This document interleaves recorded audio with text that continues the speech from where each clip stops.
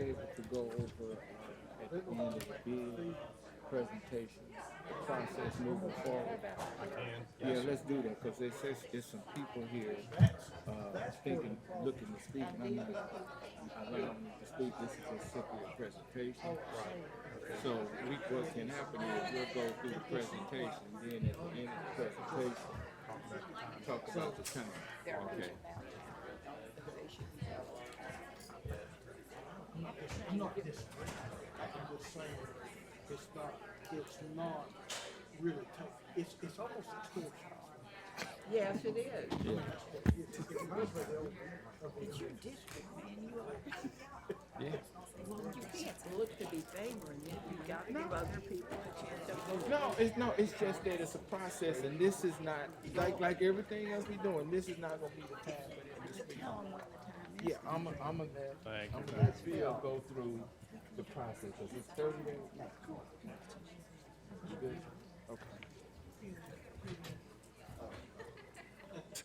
Okay. Councilwoman Burrs, everything is good with that? Okay, excellent. Okay, we have 3 items, human resources. Madam Clerk, B, please. A resolution authorizing the Chief Human Resource Officer to enter into an agreement with Gallagher Benefits Services, Inc.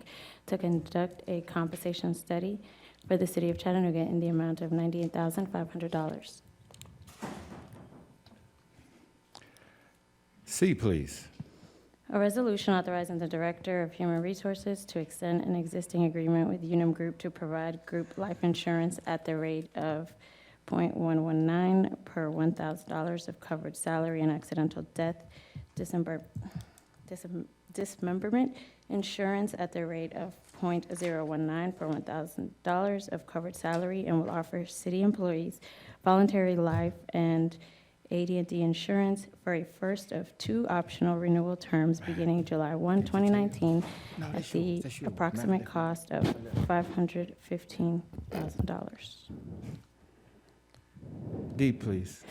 A resolution authorizing the Director of Human Resources to extend an existing agreement with the Hartford to provide pension long-term disability insurance at the rate of 48 cents per $100 of covered salary, and a Family Medical Leave Act leave management system at the rate of $1.85 per employee per month, and will offer city employees voluntary short-term disability insurance for first of 2 optional renewal terms beginning $820,000.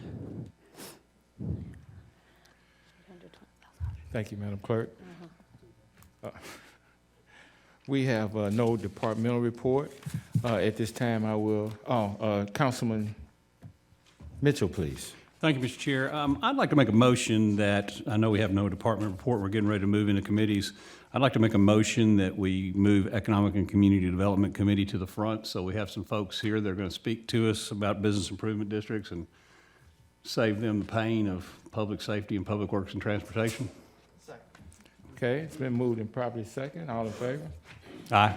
Opposed? Okay. Now, as I close this session of it, I'll now turn it over to Councilman Byrd, Economic and Community Development.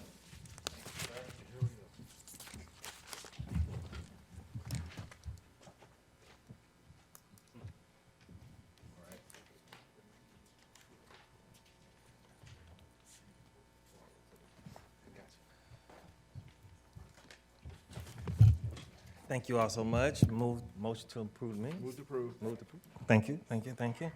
Welcome to Economic and Community Development Committee. We will start with 6A on first readings. An ordinance to amend Chattanooga City Code, Part 2, Chapter 2, Article 20, short-term vacation rental certificate. Any questions concerning that right now?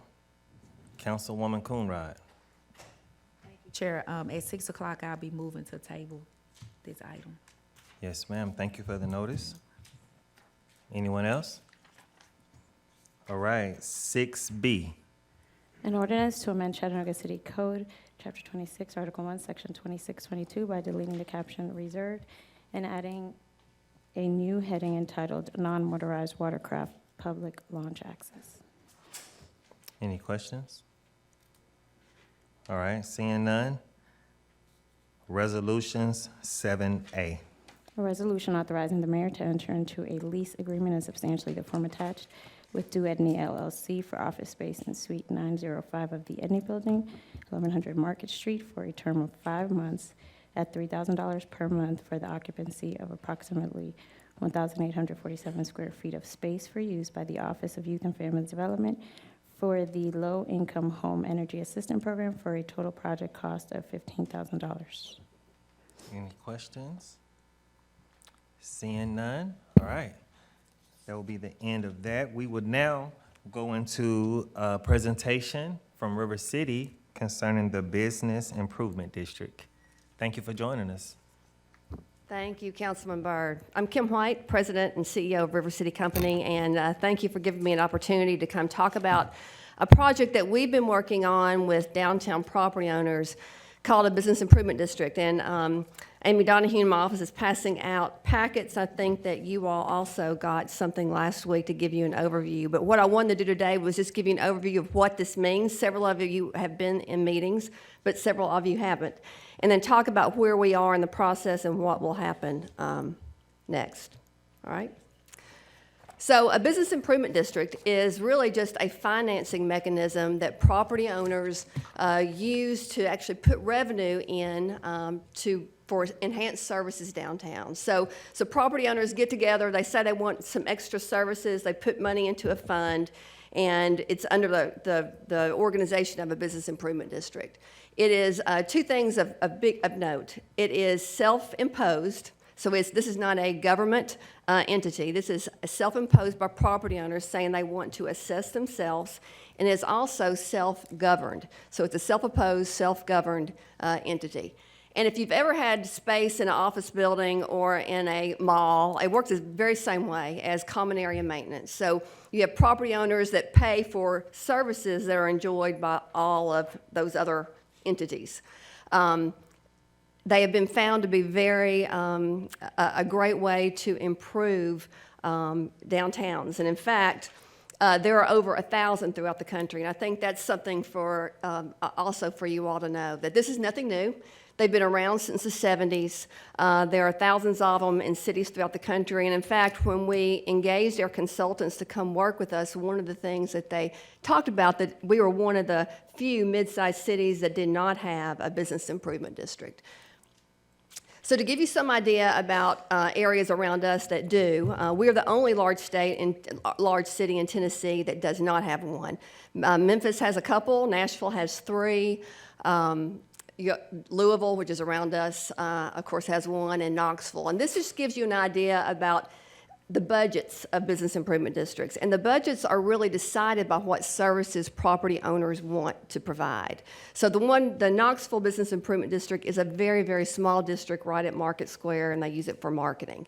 But just to give you an idea, some of them are very large, some of them are not so large. We started this process in July, and in fact, it was property owners who came to River City and said, we've been in other cities, we've been part of developments in other cities, and they have business improvement districts, and we feel like this is a tool that is needed downtown. And one of the first things that we did was look at who has worked in other cities, and we engaged a consulting group to come in and just start conducting feasibility meetings with property owners to say, is this something that property owners want? Because again, property owners have to vote to have this occur. It's not anything that you're imposing on them. So we had over 250 people participate in meetings. We've had multiple public meetings, and we've also sent out lots of notices. Everyone within this proposed district has had an opportunity to come and talk about and listen to the district. And what we got from it is that, yes, there was a desire for us to explore this more and to look at what it would take to have a downtown that provided downtown ambassadors and more beautification in our city. So that's what we've been doing, is putting together a budget, working with property owners to see what that would actually look like.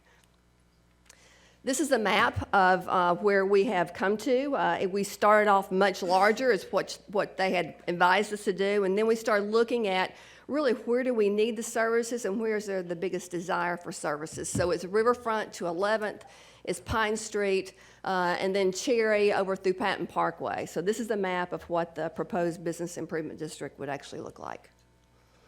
The services that a business improvement district can provide are wide-ranging. They can do anything from capital improvements to retail support to marketing. Everyone's different, but it does give us a lot of latitude as years go on, so the property owners can look at what additional services they would like to provide.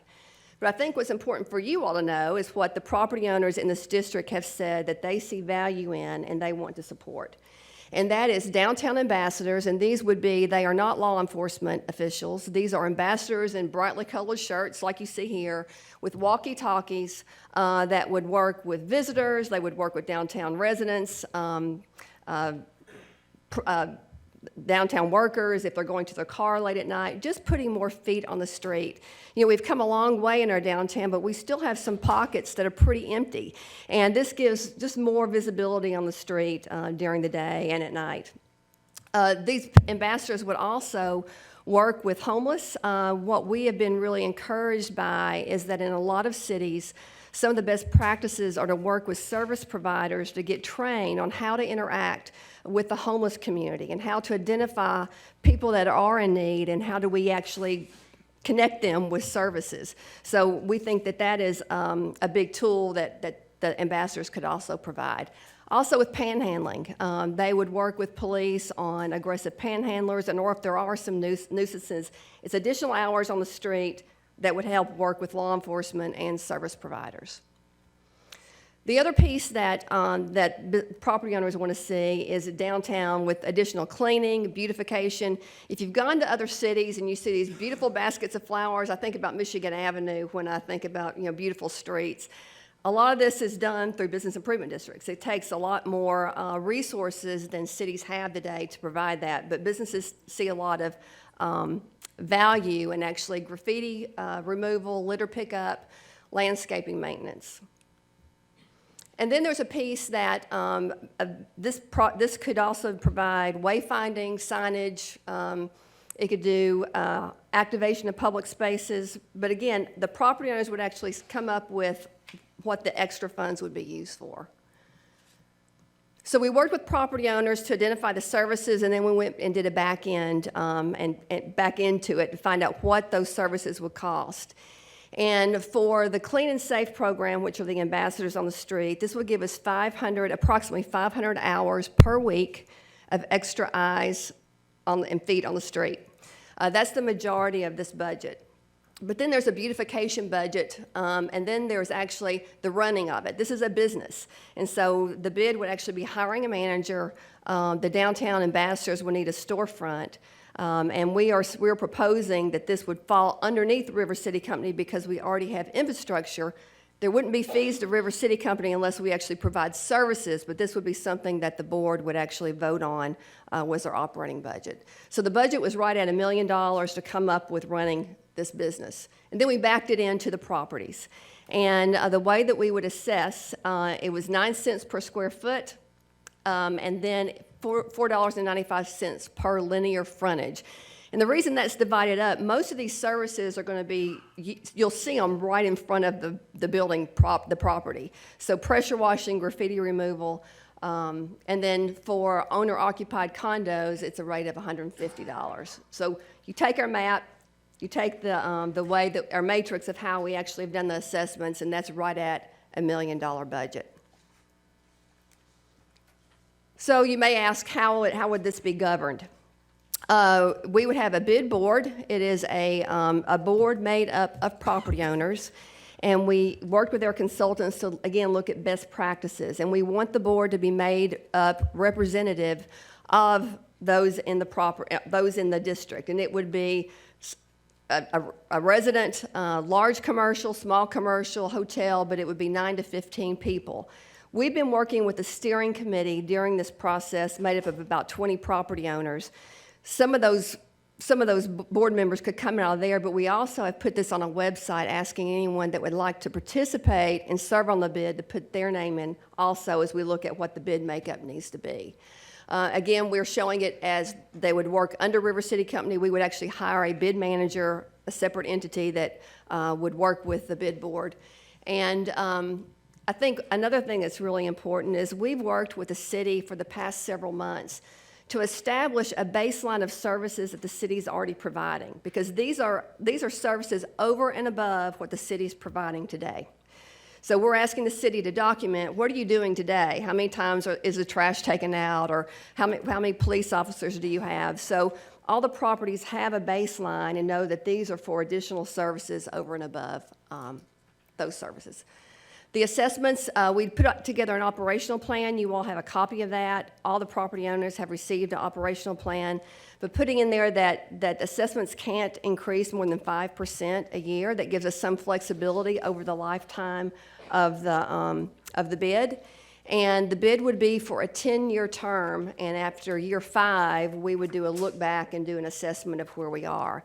I think one thing that's really encouraging for especially property owners that have gone through this process, is that the bids have been around for a long time, and when the renewal time comes around, there's a 98% renewal rate with cities. So cities have seen a lot of value, and property owners have seen value, and these are typically renewed. But there is a renewal period that will come back and do a reassessment. So in order to move it forward, we had to go out, and this is by state statute. Bids are established by state statute.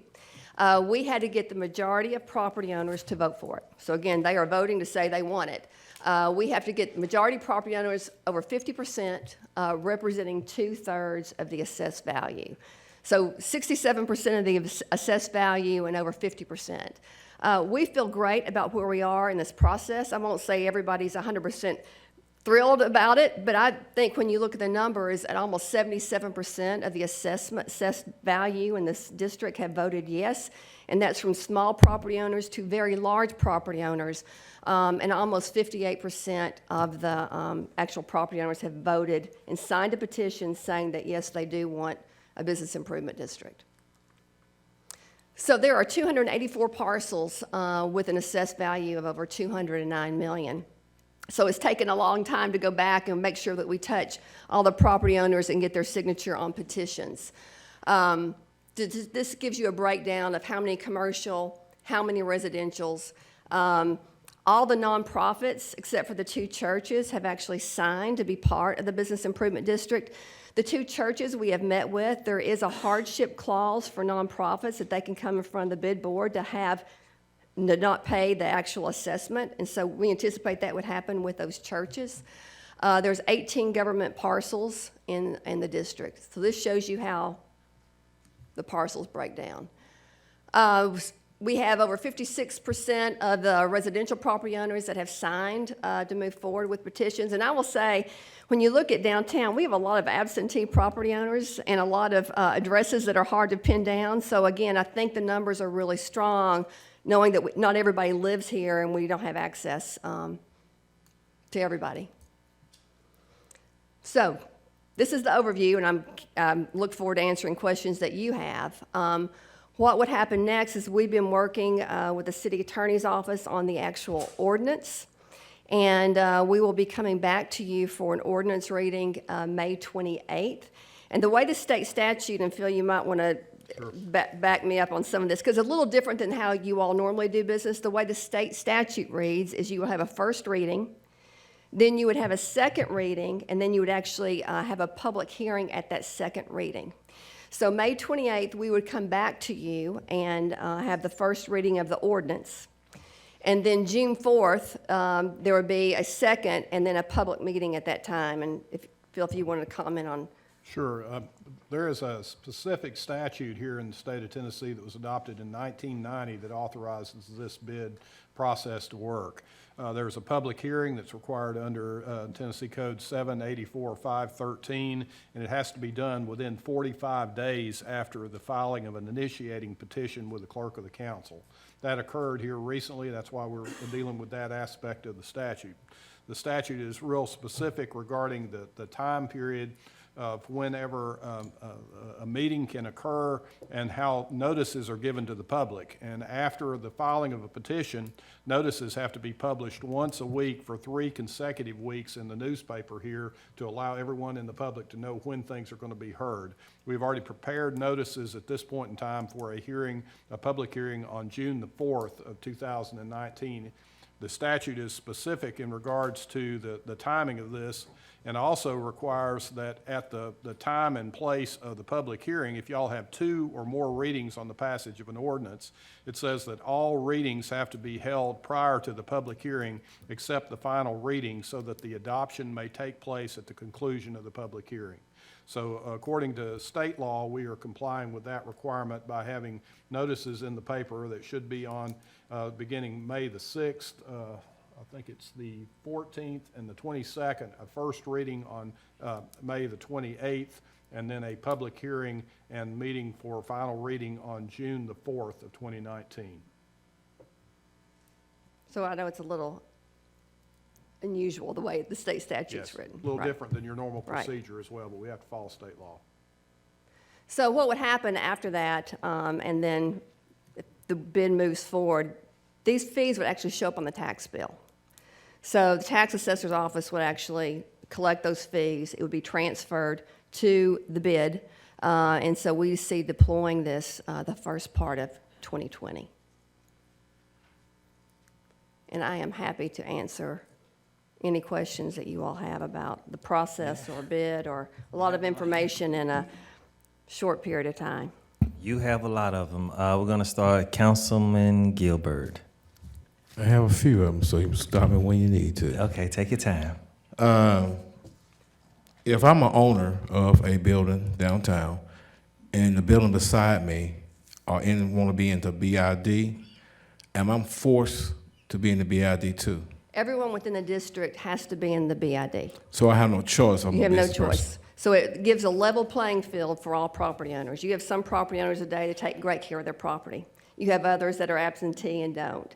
And the way this is why it's majority vote within the district. If you're in the district, there's no out. Okay. You said services. What services do we provide now that you're going to enhance?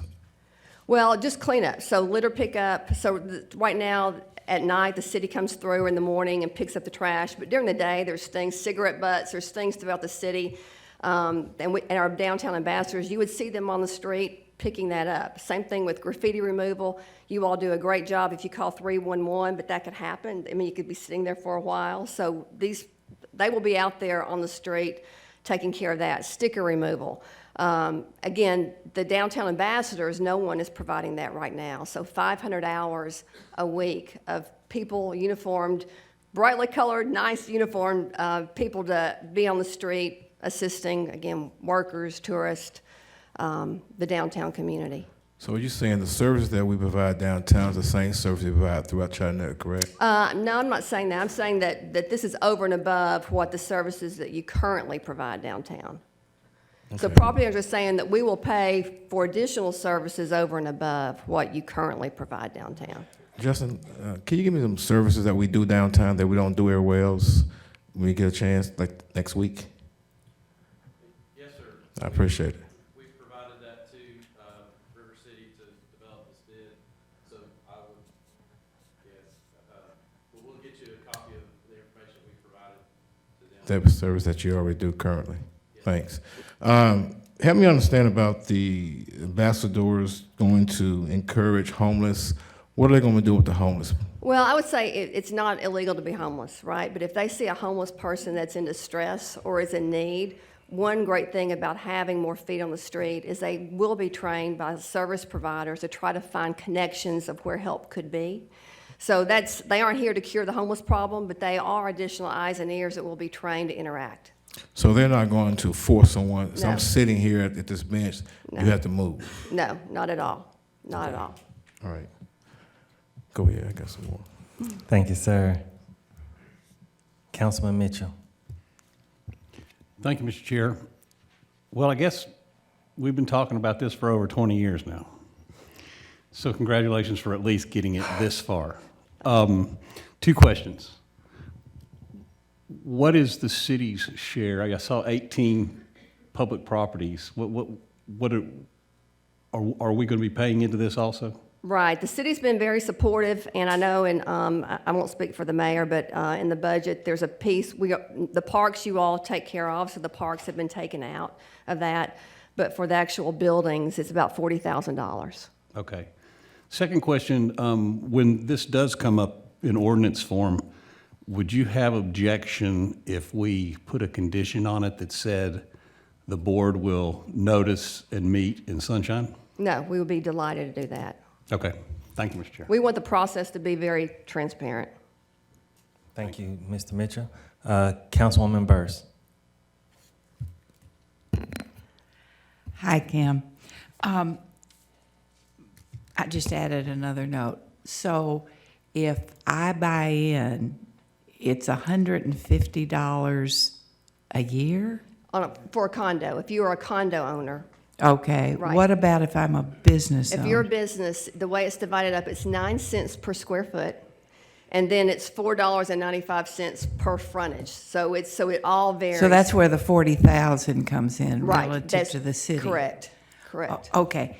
And the city would be paying in as well? The city is joining in with the other property owners, for their properties in the district. So where I'm going with this is, all right, so the city already provides services, and there are people that say they want services over and above that.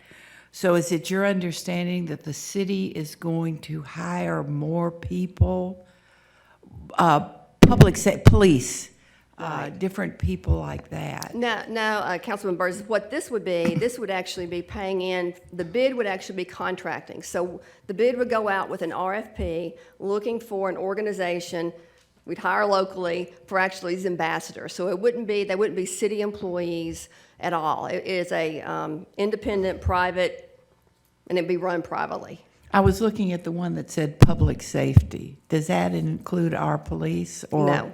Okay. So we have had conversations with Chief Roddy, so I think coordination, but it would not include your police. So the city itself wouldn't incur more expense other than the $40,000 because we have buildings. Correct. On the formula. Correct.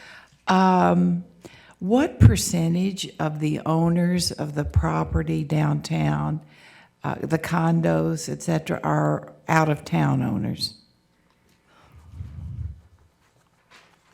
If I was going to throw a dart, I'd say 25%. And just so you know, notices went out, so we do have a lot of out-of-town owners, I know, particularly in my building too, that have signed petitions for those.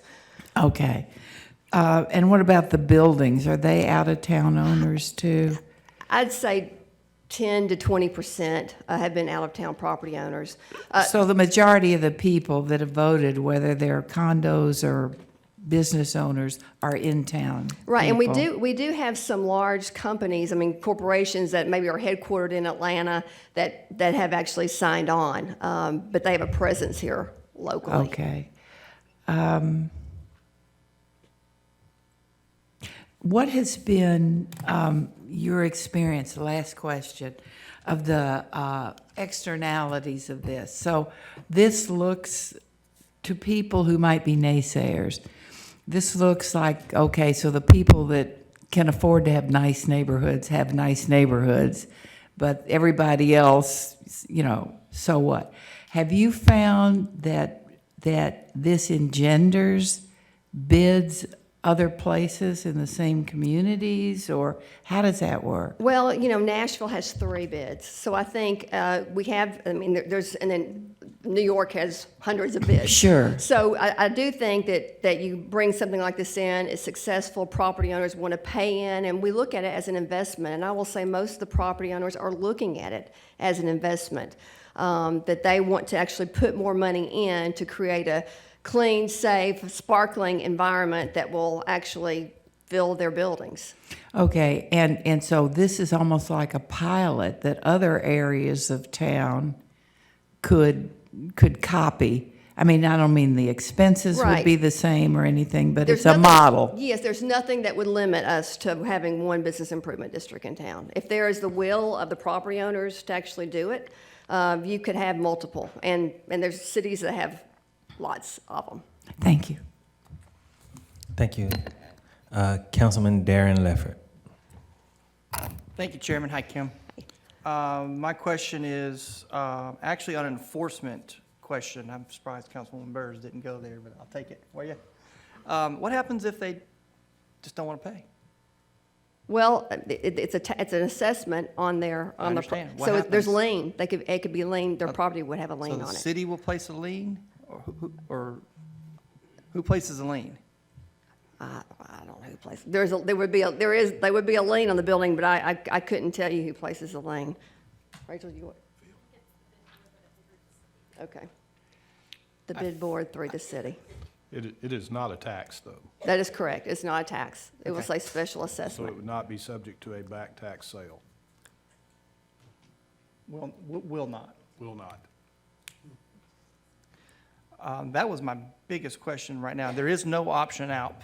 Right, correct, Obviously outside for religious institutions. correct. And you've identified those as two. Okay. All right, thank you. Thank you, Chairman. That's all I have for right now. Thank you, Councilman.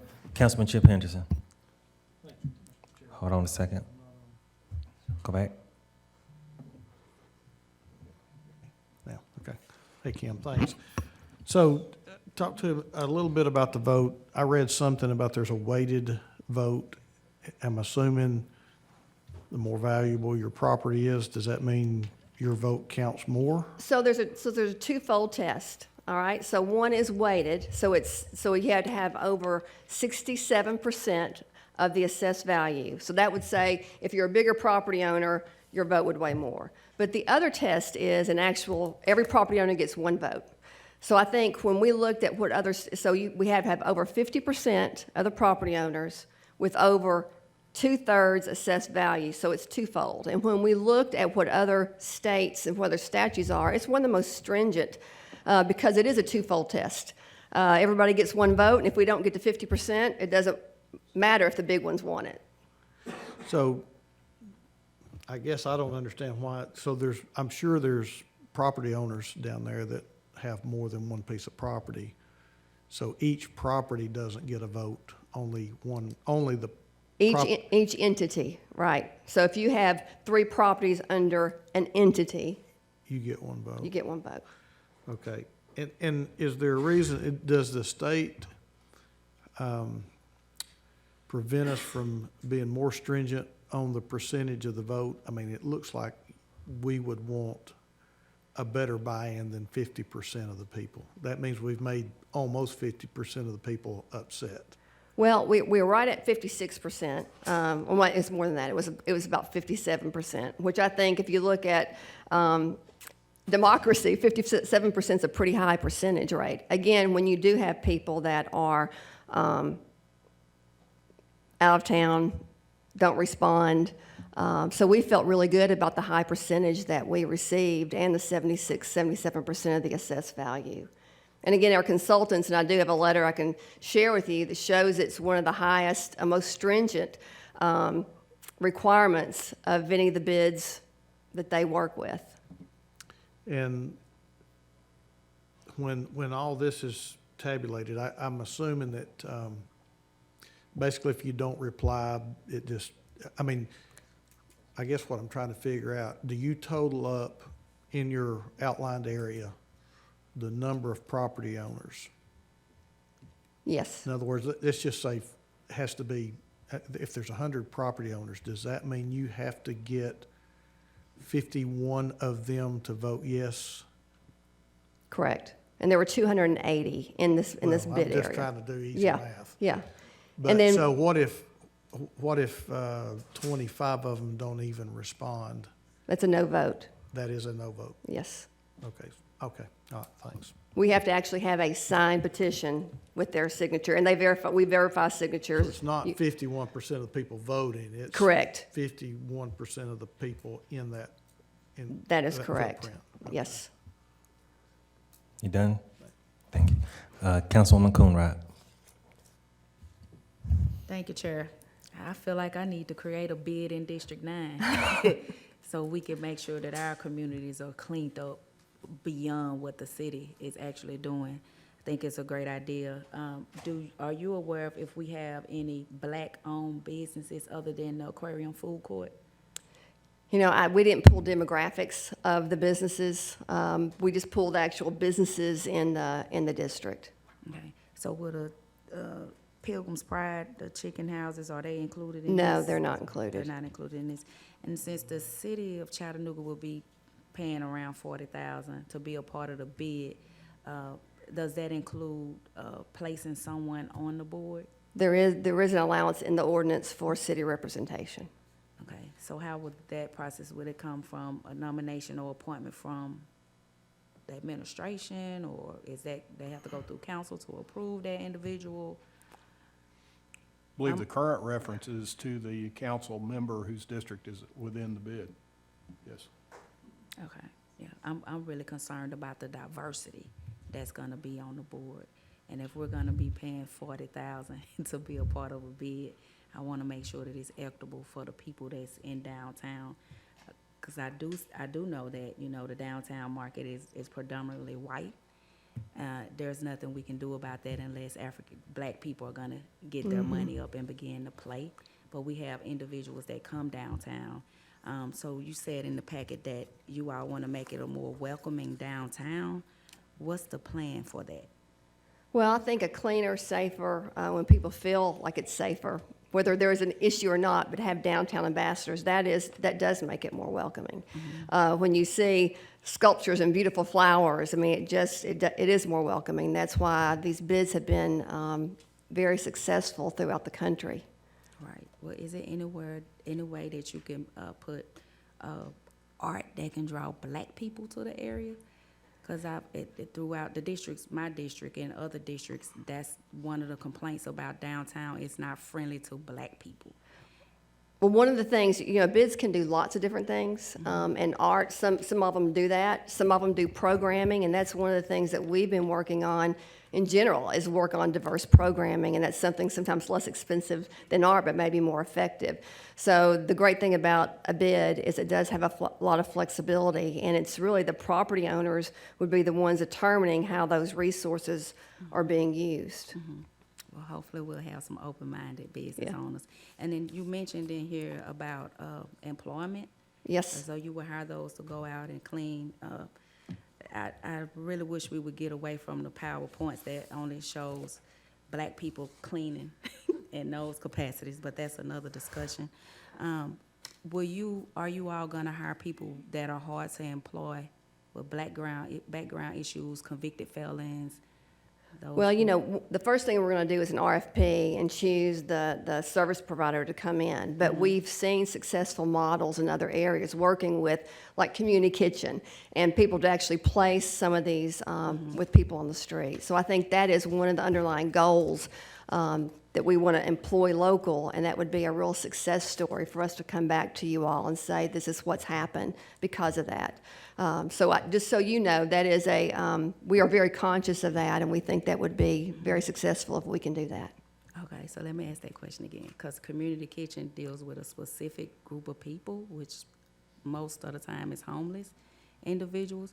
So would you all be able to hire or suggest hiring people that are convicted felons, ex-felons, people transitioning back into society from a penal institution, hard to employ those individuals? Are you willing to work with those people? I would say we'd be willing to look at that, but I would also think when we do a downtown ambassadors, most of these employees do some kind of employment, a background check, because they are out there representing our city. Right. But there are other positions within the bid that would be probably more applicable to do that.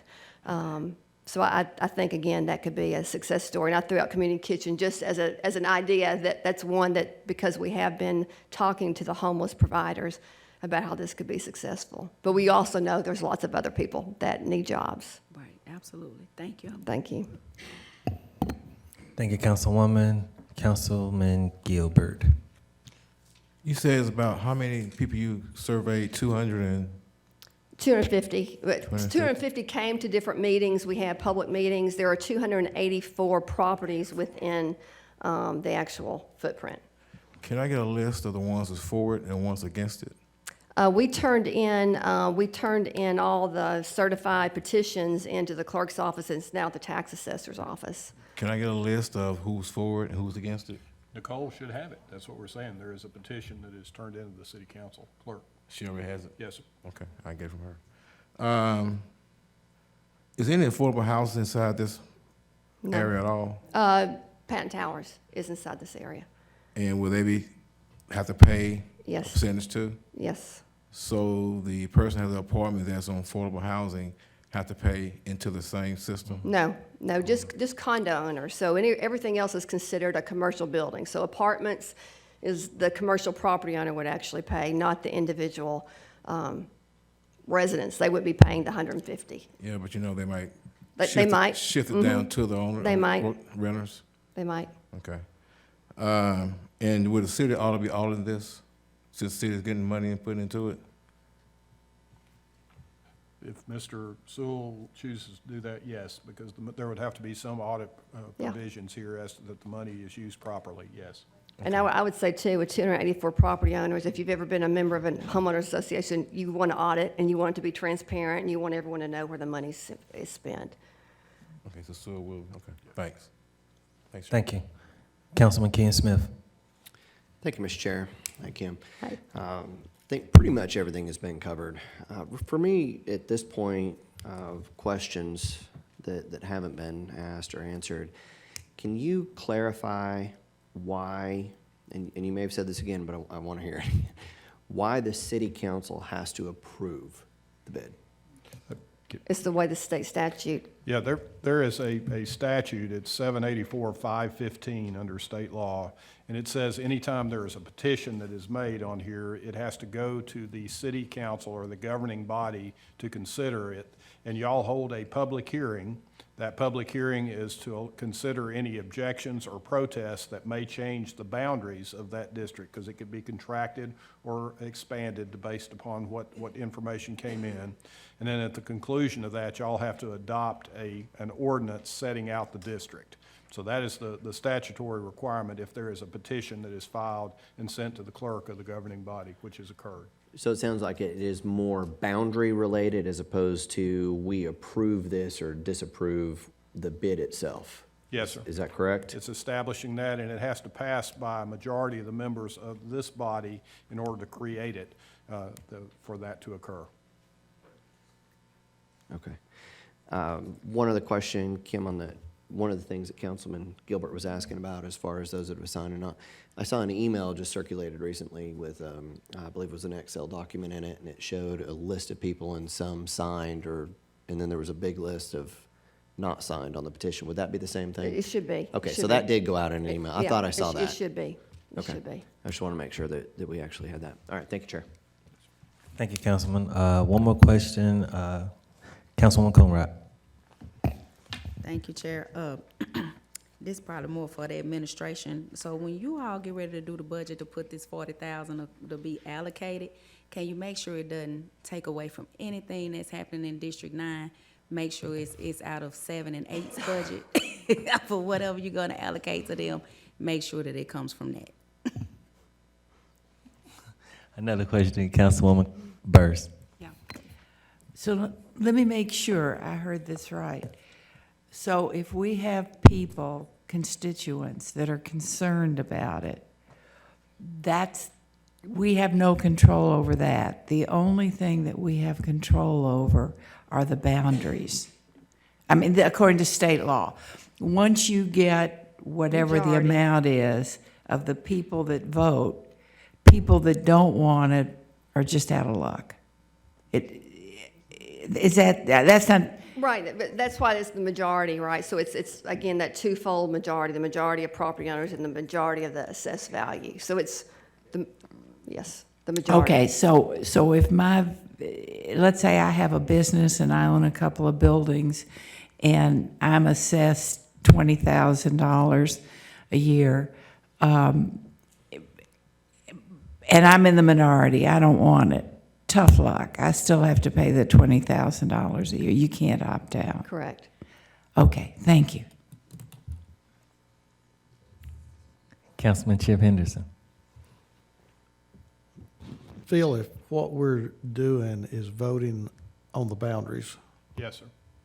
what happens if there's not a majority of yes votes, period? I mean, there's just, There is no business improvement district here if you do not agree to establish that district. so we are in essence voting on the district Yes, sir. itself as well as the boundary. Yes, sir. Okay. There is a provision also, it's important for y'all to realize that once you create a business improvement district, they can also disband if they do not have the support of the people within that business improvement district. It can eventually disband. That's not the purpose for the ordinance, and the council does not have the power by ordinance to disband one. You're just creating it. We can create it, but we can't end it. Correct. All right. I think that is it. Seeing no more questions, Ms. White, anything you'd like to close with? Thank you. I would say that, I mean, I know you're getting it at the tail end, but this has been a really arduous process. We started back July with lots of public meetings, and I would say the majority of people there came in saying they don't want to, no one wants to pay more money.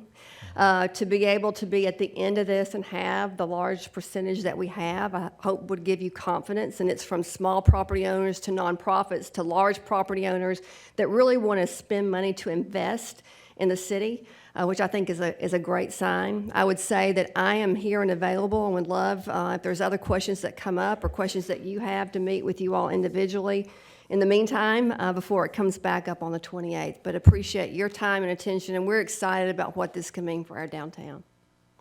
All right. Thank you so much. Thank you. Enjoyed your presentation.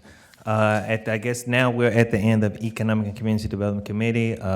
We will now turn it over to Public Works and Transportation. Public Safety now? Okay, well, Public Safety. Chip Henderson. Oh, Councilman Ken Smith.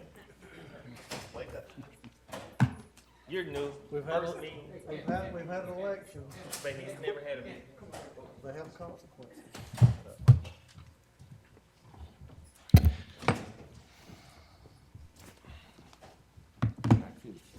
Good. Yes, thank you. All right, good afternoon. We'll call the Public Safety Committee meeting to order. Have a motion on approval of the previous minutes. Have a motion and a second. All in favor say aye. Opposed is nay. Thank you very much. Madam Clerk, we only have one item on here. Would you please go ahead and read that into the record? 6A, please. An ordinance to amend Chattanooga City Code Part 2, Chapter 16, Sections 1659 through 1616 to create the Police Advisory and Review Committee. All right. Thank you, ma'am. That just happens to be what our entire committee is going to be about. Police Advisory Review Committee legislation brought forward by Councilman Gilbert. Councilman, I'm going to go to you first. Would you like to just have the chief come down and invite him down, or would you like to give any kind of introduction to the legislation at all, sir? Go ahead. Hey, Chief.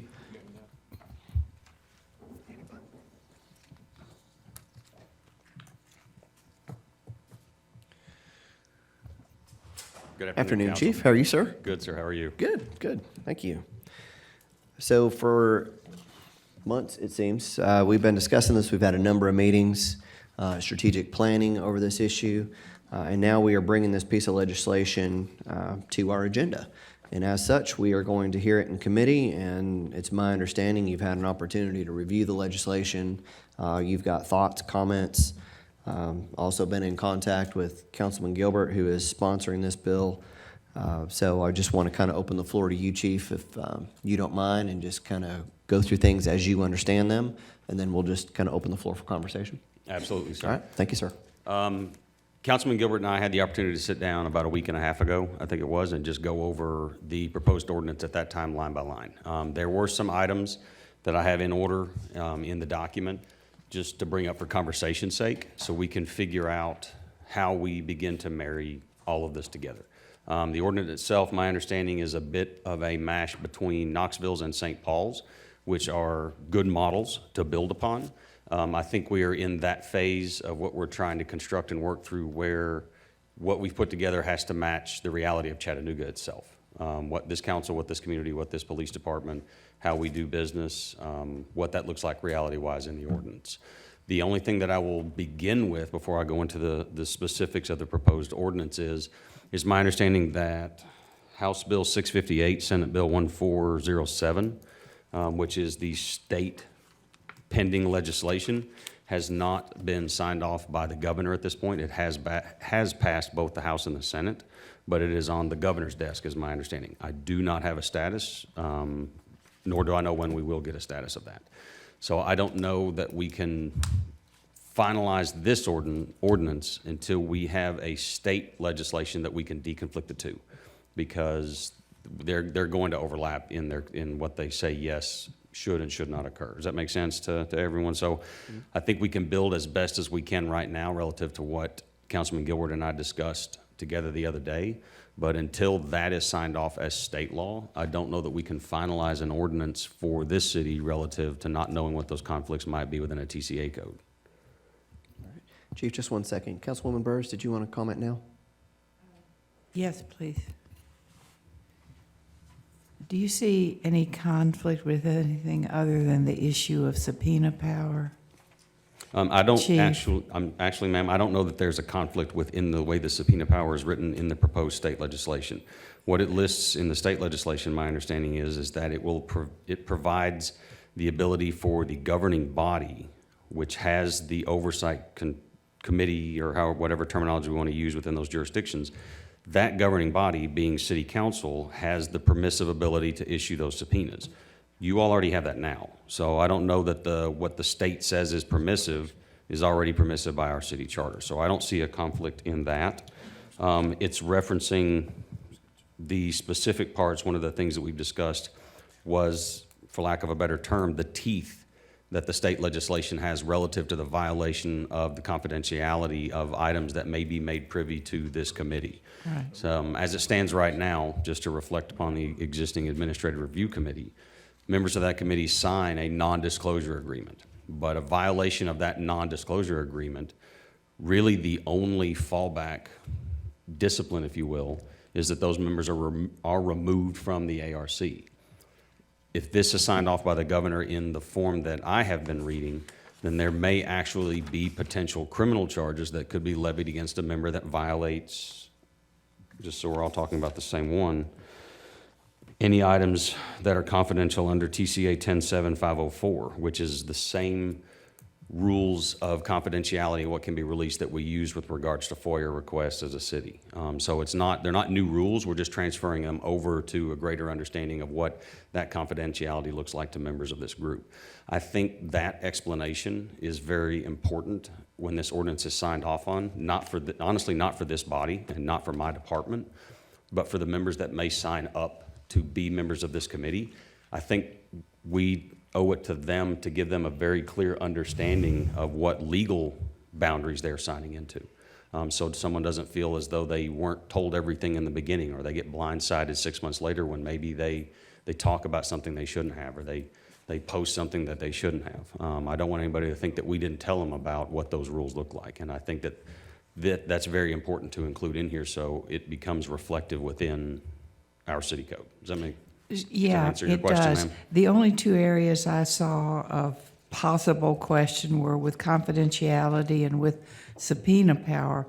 And what I was trying to figure out is if we simply used language saying we adopt the requisites of whatever that bill is, then it's up to us then it would make it okay. And it's up to us in orientation Yes, ma'am. of the people to do exactly what you're saying, or is there something else I'm missing? No, ma'am. I would, with the fact that that hasn't solidified yet, to reference it in something you all are approving, just throwing this out there, you've given up a little bit of control of what you just approved, because what gets signed off by the governor may not be what is sitting off on his desk. There may be revisions, who knows?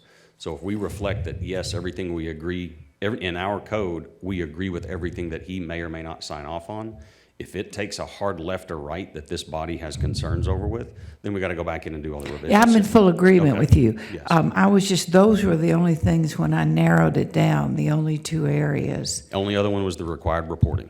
It Yeah. actually requires a few more things relative to number and nature of matters, number of nature reviews, number of nature advisory reports, that it's reflected in the actual TCA, either reflected by TCA code or reflected by the actual language that is within what is proposed as a bill. And we could probably even tighten up on that. We can't be looser, but Actually, we what can- was presented is tighter. Yeah. It's a much deeper dive into what the numbers look like and saw how it is that. I just- reported. okay. I think this is just chapter 4, or whatever that report looks like. This is just an additional chapter of what is required reporting for this group. Thank you, Chief. And Yes, ma'am. Mr. Chair, on page 5 of 11, section D, we have the chair at his discretion. Of course. You're very welcome. So if we would take out all gender references, I would appreciate it. Or you could put in her.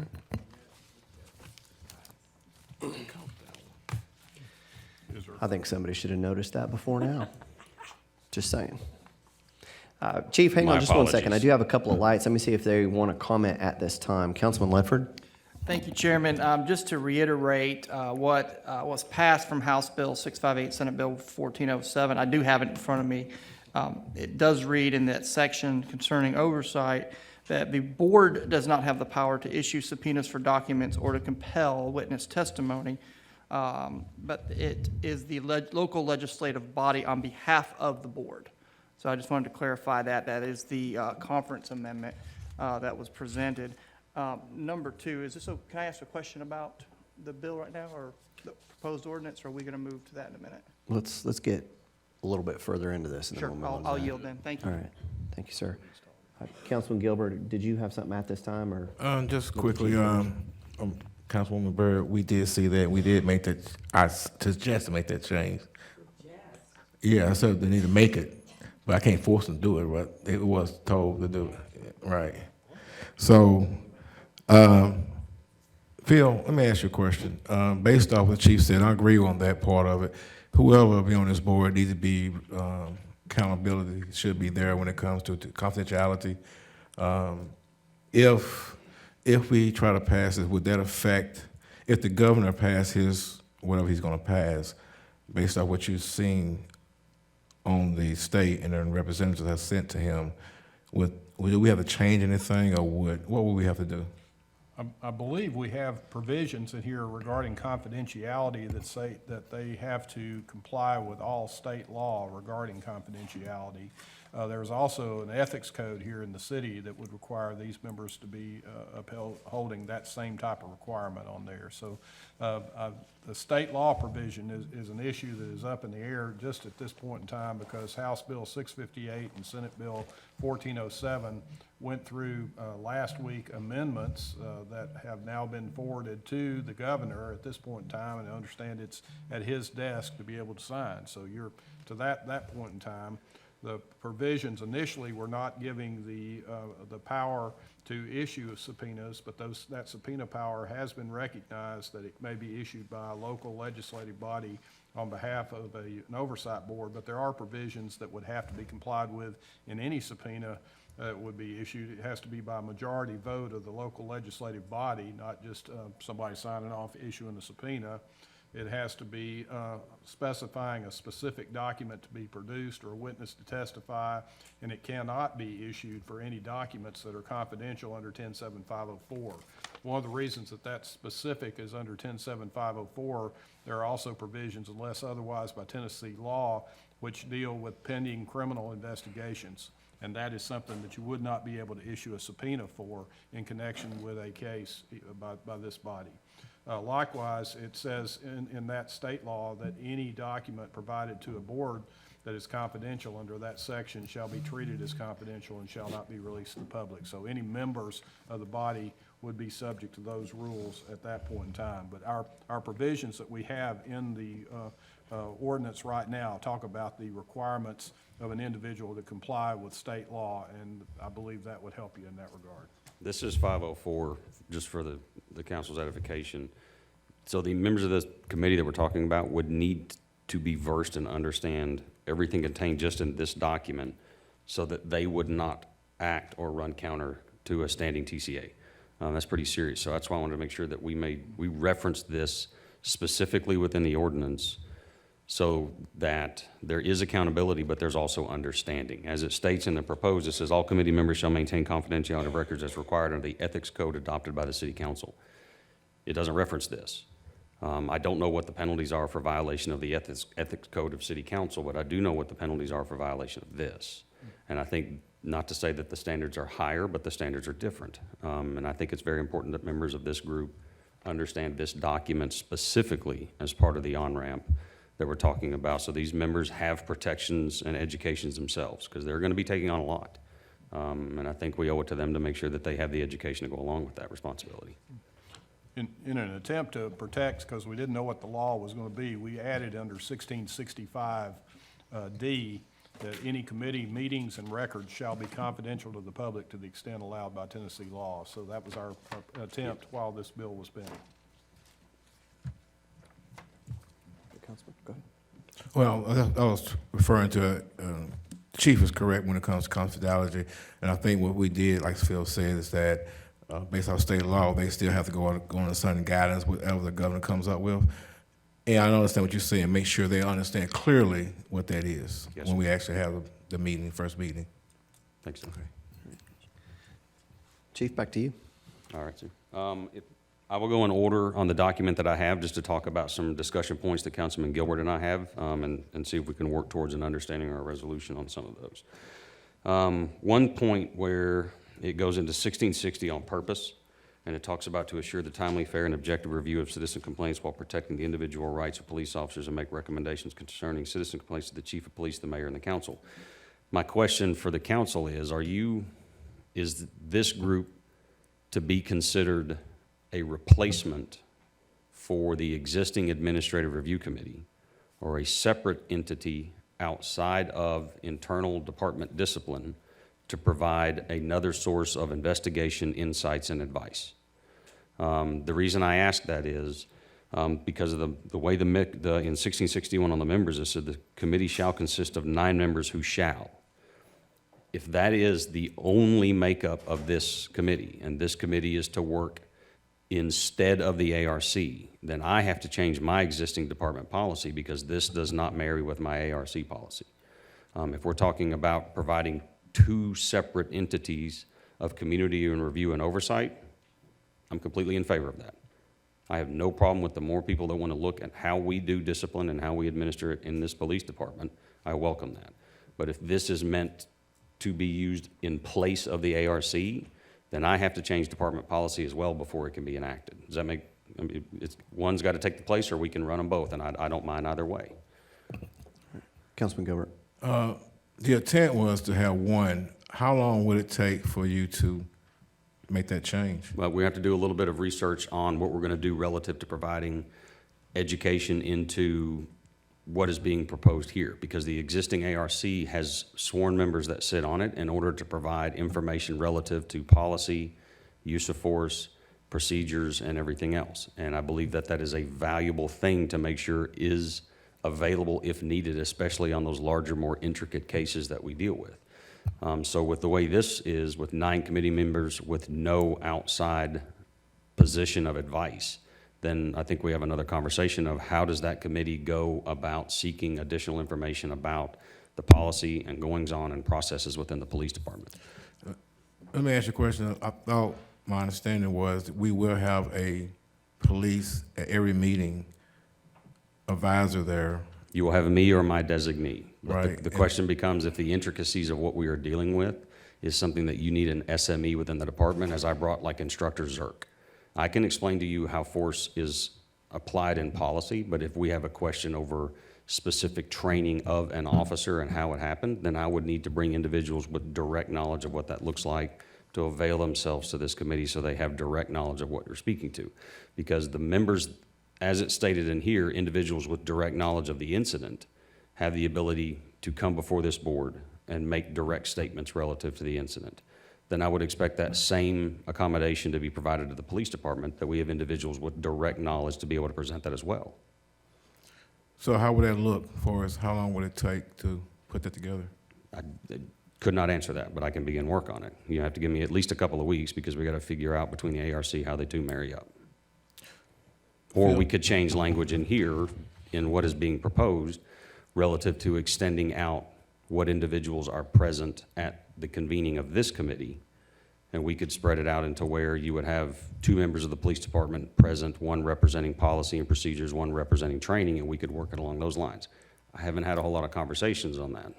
You said present, you mean not on the board, but actually present, correct? Correct. To give information out? Yes, sir. Okay. I think that would be all right for us. They need some expertise inside that room. Okay.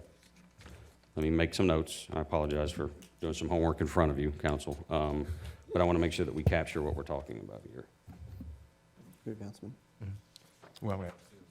Councilman Burris, did you have a comment directly related?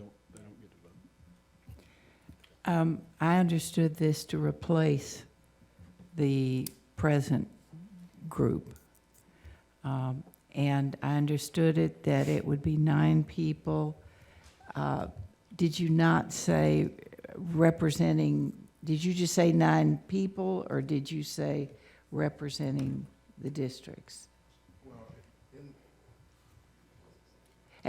We don't need to belabor it now. I see it as replacing what you have now, having really stringent requirements of them, absolutely necessary. They show up at meetings, they don't show up, they're gone.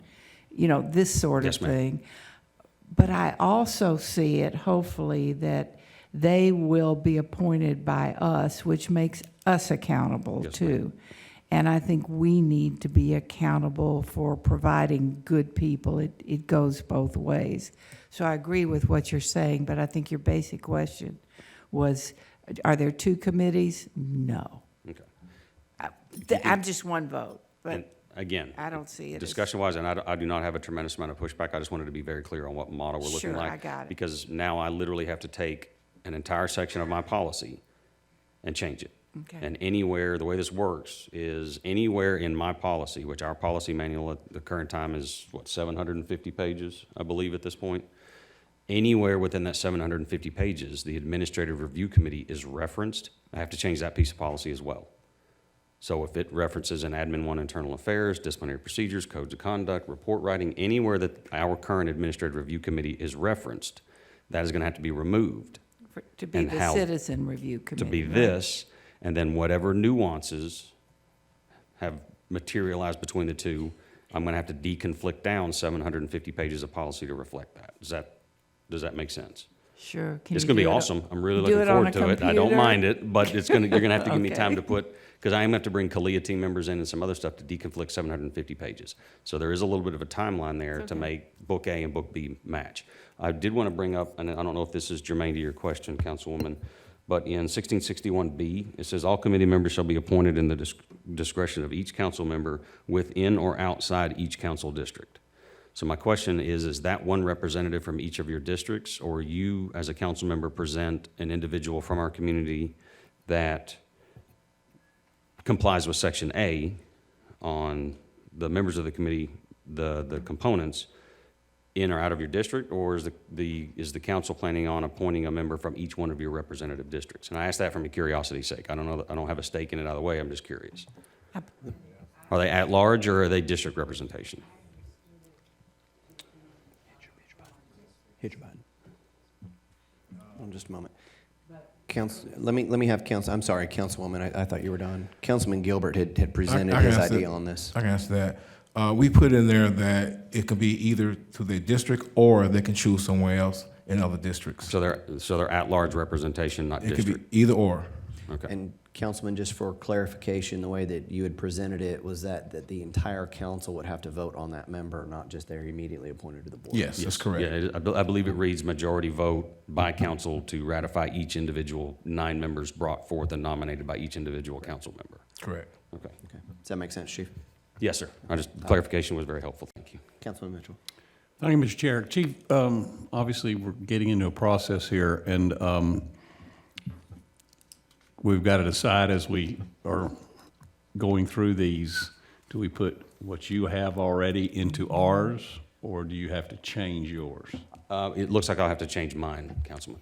All right, so let's say we get through this and we obviously are gonna have to give you some time.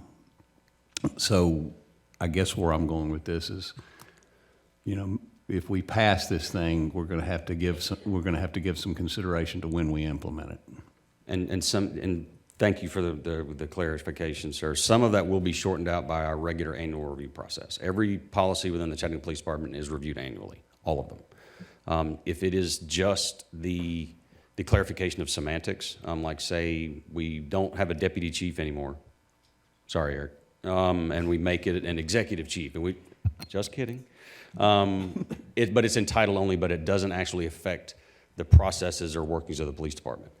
That is changed upon each piece of policy's review. So we just redline it and the new title is put in, but we don't have to go through and change them all on the same day.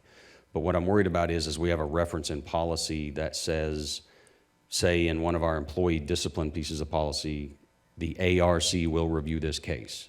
And we have moved into this process. And we miss that piece of policy. And I take disciplinary action on an employee of the department. But in my process, I've violated what is actually written on the piece of paper as to what process I will follow by policy. Now I have an open door on what that looks like into an ALJ hearing and everything else. So those serious deconflictions are what I would ask the council for time to be able to go in and explore. That should be easy to identify how broad that is, but we haven't done that yet. It'd be almost like a Google search within our own policy of how many times does the Administrative Review Committee pop up. We link those down and we figure out where all those come up. So I would just ask the council to keep that in mind, if we do pass this, set it some period, give time for him to make adjustments and him implement while we're setting it up, or while he's helping set it up. And I have a slight underground plan for that I was going to get to down the road. I think you and I are on the exact same sheet of music, and I would think I might be able to make that easier for the council to understand as far as progress. Mr. Chair, can I go back to one other thing? Because we had gotten to this point. The committee shall consist of 9 members who shall, 1, have a background indicating fairness, integrity, responsibility, including an active interest in public affairs and service for the citizens of Chattanooga for at least 10 years. 2, be qualified to vote in Hamilton County. 3, not be a current employee of any government body except for a field of education. So basically, we have a couple of, got to vote in Hamilton County, and you can be a teacher, but you can't be any other government entity. Number 1 to me is so broad, and so I'm just thinking of a process that we're going to go through to get these 9 people. And if I'm going to be responsible for putting someone on this board, I don't feel like that's giving me enough direction. If I could provide the councilman with another piece of information on that. Sure. In the proposed, we'll just call it House Bill 658 if we could, so I don't have to read all the numbers and everything else. What has been proposed actually in Section 1B, I lose track, but it's in there. It says, a community oversight board shall not restrict or otherwise limit membership based upon demographics, economic status, or employment history. So that is proposed in what could be signed off on the governor. So my question is, because it says employment history, is the ordinance going to be in violation if this is signed off into law? Sounds like. All right. Thanks, Chief. Yes, sir. Jerry, did you want to comment right now? I was going to ask Phil, based on what he just said, can you clarify that? Oh, sure.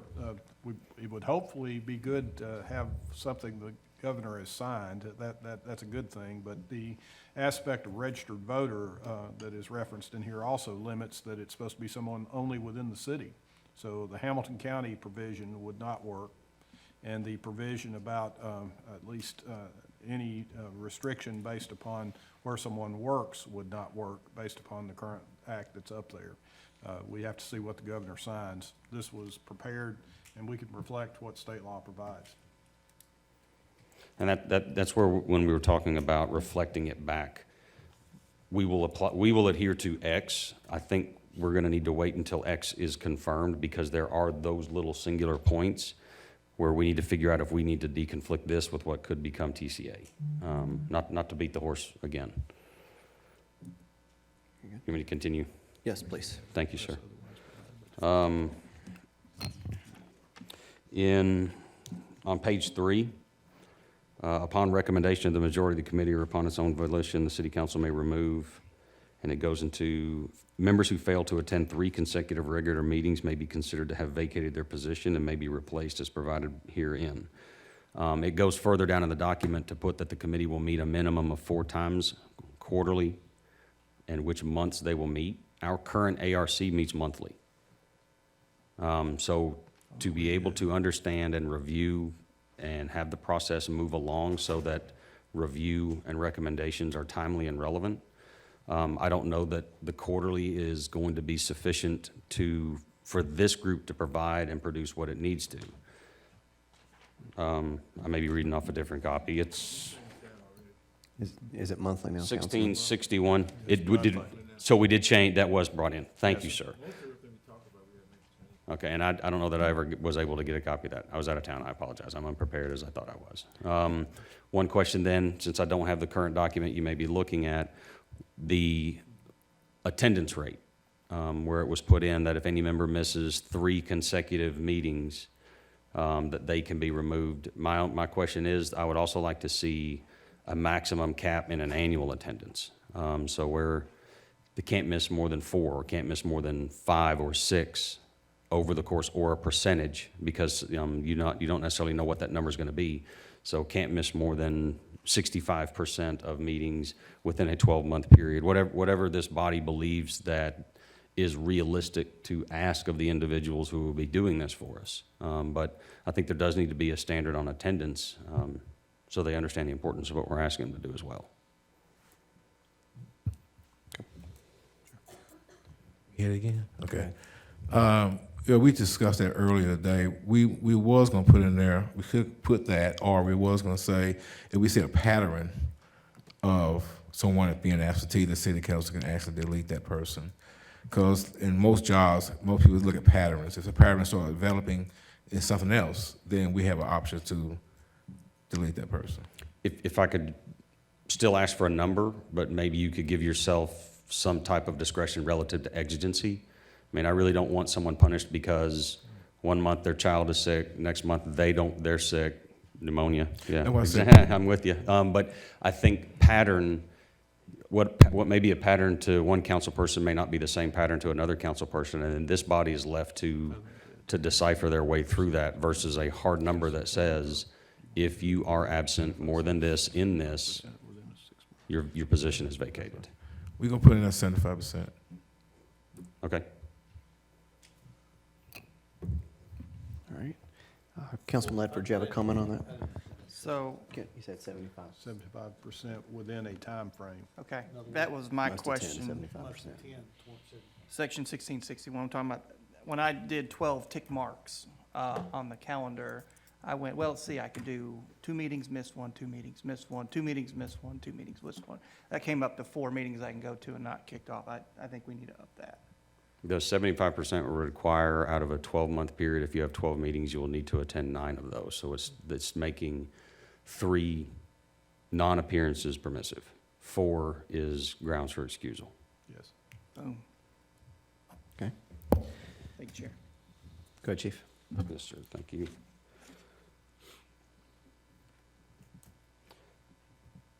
In discussing, prior to rendering any recommendations on disciplinary actions to the police chief, each member shall complete the Citizens Police Academy course offered by the Chattanooga Police Department and such other training as may be deemed appropriate by the chief of police. Yes, so basically, just for discussion and clarity's sake, no member of the committee will weigh in, engage, or provide any recommendations either in the committee meeting itself or in the written reports that are produced for me, this body, and the mayor's office until they have completed all the components required for the on-ramp training process to be a member of the committee. Is that the correct interpretation of the intent of that section? Say it one more time. No member of the committee will express or engage during the committee hearing itself or in the written reports that that committee compiles and produces for this body, the police department, or the mayor's office, until they have completed all components of the on-ramp training program to become a member of the committee. I think we discussed that. Did you say that you can have a special training for these committee people instead of waiting every 6 months? On the initial on-ramp, when this group finds your 9, ratifies your 9, and you solidify your 9, if that does not line up in an acceptable timeline to an already standing presented Citizens Police Academy, then we could work to schedule one for just those members. There's a lot of variabilities in there, but I would absolutely, I give this council my word that we would do everything we could to make sure that we shorten timelines if what was already on the books wasn't acceptable. But there are other components of what those individuals would need to complete in addition to the Citizens Police Academy. What I would require of each one of those members is that they participate in 3 ride-alongs, that they are going to spend a set number of hours, but I haven't determined that hours yet because I need to talk to our training staff, on our use of force de-escalation simulator.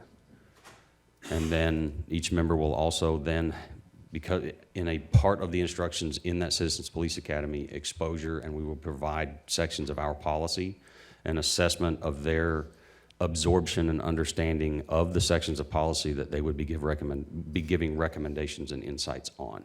Now, that wouldn't be 750 pages of policy, but I would expect the members of this committee to have a working understanding of our use of force, code of conduct, disciplinary procedures, and internal affairs process within the police department.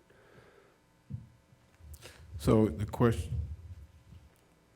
is still, the initial board, we're gonna escalate it. So you're saying is, after the initial board, then another member say get kicked off, they gotta wait 6 months to get put on? They would have, well, no, and this is what I would propose back, and I'm not sure what the language would look like. They can attend the committee meetings. They can review the investigations. They just simply cannot inject or engage because they do not have the foundation of education and understanding to where I think that they would be more of a distraction for the individuals that do. And other members of that committee would find themselves in an educational component for another member of the committee.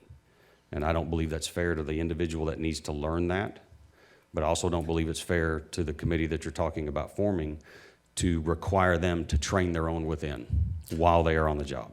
Let me ask a question. Based off what we currently have, the 3 members that are citizens, how do they work for us currently now for us absentees? As far as what they're required to, I haven't, honestly, sir, I haven't reflected, but it's very similar to what you just put forward on this one, where they can't miss more than X number of ARC convenings within a certain period of time or they're removed. And on the, say for example, currently, if one of the members is off, then you just have 2 members that can actually vote, correct? Based on what you just got through saying about the new board, do the current board goes by the same guidelines now, correct? If they have not received an exposure and understanding of our policies, but the thing that makes it to where that bar comes down a little bit is in the existing ARC, I have sworn members on that committee. So if there's a point of clarification in policy or use of force or application, there are sitting members in the ARC who are trained use of force instructors, members of our training staff who can provide that inject right then. This group would not have that. Well, I'm just saying, I thought we were gonna have 2 officers there at given times that has the same training ability. And just from my comfort perspective, until I see how well that works, I'm hesitant to just rely on that to make sure that the members of this committee have the understanding and education on our policies and use of force. I'm missing something. So currently you have 4 officers that's there and the 3. And out of the language, say you get missed, one of them missed it, so they don't want to be on that board. So you just have 2. If someone puts another person on that board, will that person have the same rights as the other 2? No, they still have to walk through what we're talking about right now. Same thing, right? Yes, I'm fairly certain of that. Again, I'd have to go back and read the ARC, but we haven't put a new member on the ARC in quite some time. So my level of exposure to that is probably a little dated. Okay. So I'm curious on that, because what we're trying to do, especially on something like that, is kind of mimic that part of it. Because if we need officers there, what you say you will provide the expertise that can guide, someone has a question, they can say, well, what about this? What does this look like? type situation? Yes, sir. Okay. All right. Okay, Councilman. Councilman Ledford? Thank you, Chairman. I just wanted to reiterate on Section E that the Citizens Police Academy is roughly, I'm finishing it right now, is roughly about 30 hours Yes, sir. of training, so that's, it's a lot to pack in. And- 3 to 3.5 hour sessions. Yes, sir. Every week for about, what, 9 weeks? And that's what I was talking about, Councilman Mitchell, was how that might shorten out where we, as these individuals, as you have selected them and ratified them in your vote, and they begin the process of attending the Citizens Police Academy, while the Citizens Police Academy or the version that we put forward for this group is going on, they can also work to do their ride-alongs. We can also work to schedule their de-escalation simulator training time, so it would shorten it down. But also, to double word score it, we could work to do some of that deconfliction in policy as well. So that would hopefully help to shorten it down somewhat. But again, I'm speaking with a little bit of speculation there because I haven't done the study to see how far-reaching those deconflictions look like relative to ARC and what we're forming here. Thank you, Chairman. Councilman Mitchell? Thank you, Mr. Chair. My question was going to be, because we say training as may be deemed appropriate by the chief of police, and you've obviously got a pretty good idea of what you'd like to see, and I would suggest to the council that we add that into the ordinance, so when we're out there recruiting these folks, they see exactly what's going to be expected of them versus just we're going to go to the police academy course plus some other stuff. If I could build maybe a marketing brochure for you, so it maybe is not referenced within the ordinance, because the only thing I'm hesitant on is you put it in your ordinance that an individual may attend 25, and this is a number, 25 hours in our de-escalation simulator. We may find through a couple of iterations that 25 is more than sufficient and that number changes, or not sufficient, or we don't, our simulator breaks and we don't have the X number of dollars and it's out of service and we have to use live scenario, simunition style learning platforms, which we still do, but we would have to again change that. So if I could put together maybe an educational pamphlet for this group to where you could present it to the members of, this is a Citizens Police Academy, and give you our brief rundown of what that looks like. You'll need to participate in a ride-along, give them the idea what that looks like, and explain each one of these components at the length that would help you all in your recruitment. Would that? Yeah, so, but as long as there's an explanation that goes along with it? Yes, sir. Yeah, that would be great. I'd be fine with that, Council. Thank you, sir. All right. Thank you, sir. Back to you, Chief. Writing down my homework, if you could give me just.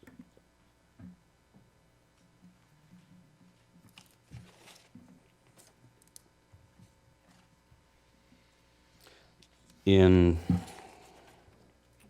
1663, Powers and Duties of the Chair, Section A, it says the chair shall accept written sworn complaints from members of the public regarding misconduct. Has there been any revision to that from our last meeting? Because I think, again, I'm still working off of an older document, so I don't want to talk about something if there has been a revision to it. My question is what does sworn mean? It's got an affidavit associated with it on there where that would be subject to the penalty of perjury. So it is going to be notarized, or it's going to be, how is it sworn to? It would normally be notarized if it's a sworn complaint, yes. Roger that, just, Yes, okay. sir. Yes, sir. Thank you, sir.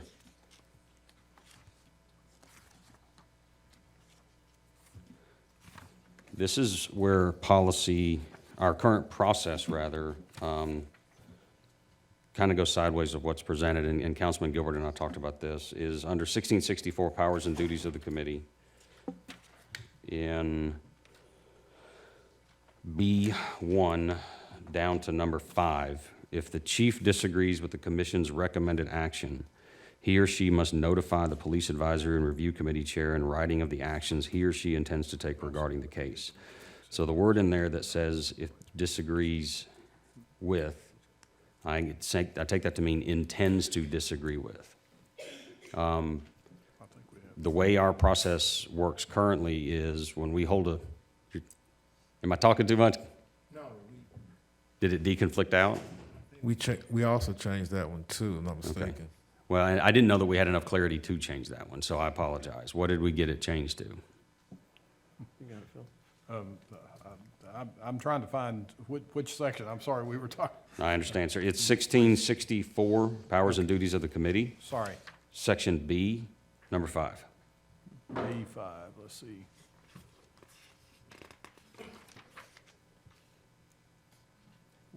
We,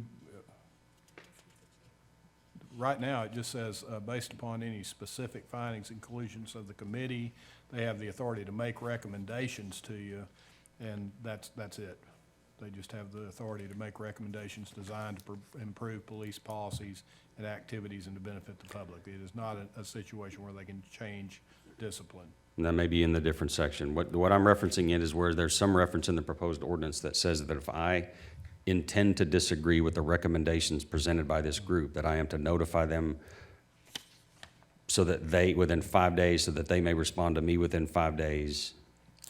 No, what we did, we just did that. What we discussed, that when you go into that room, you will be with union, the lawyer, and you gotta make a decision right then. And Yes, then sir. that goes to that court.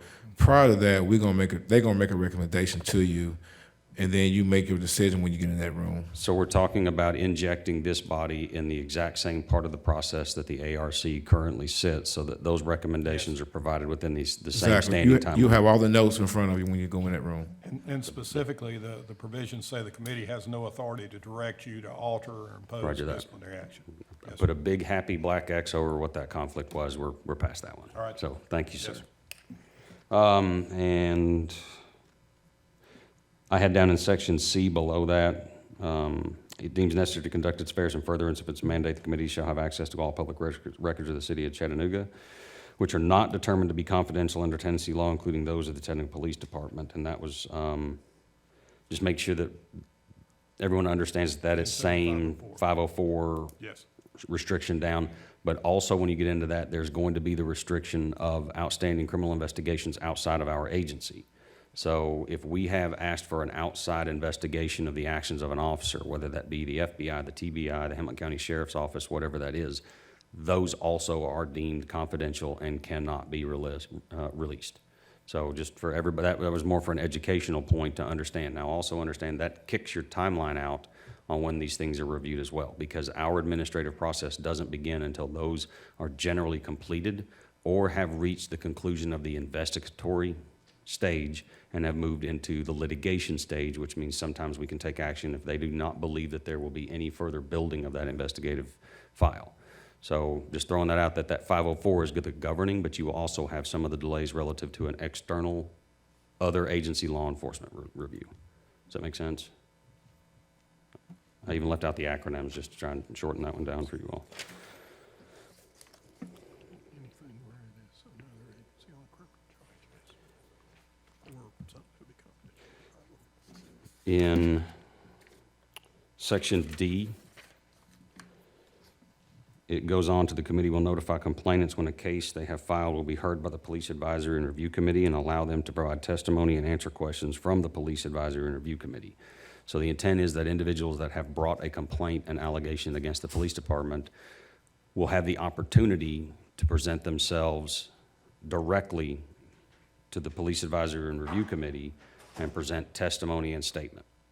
Is that correct on the intent of what this is?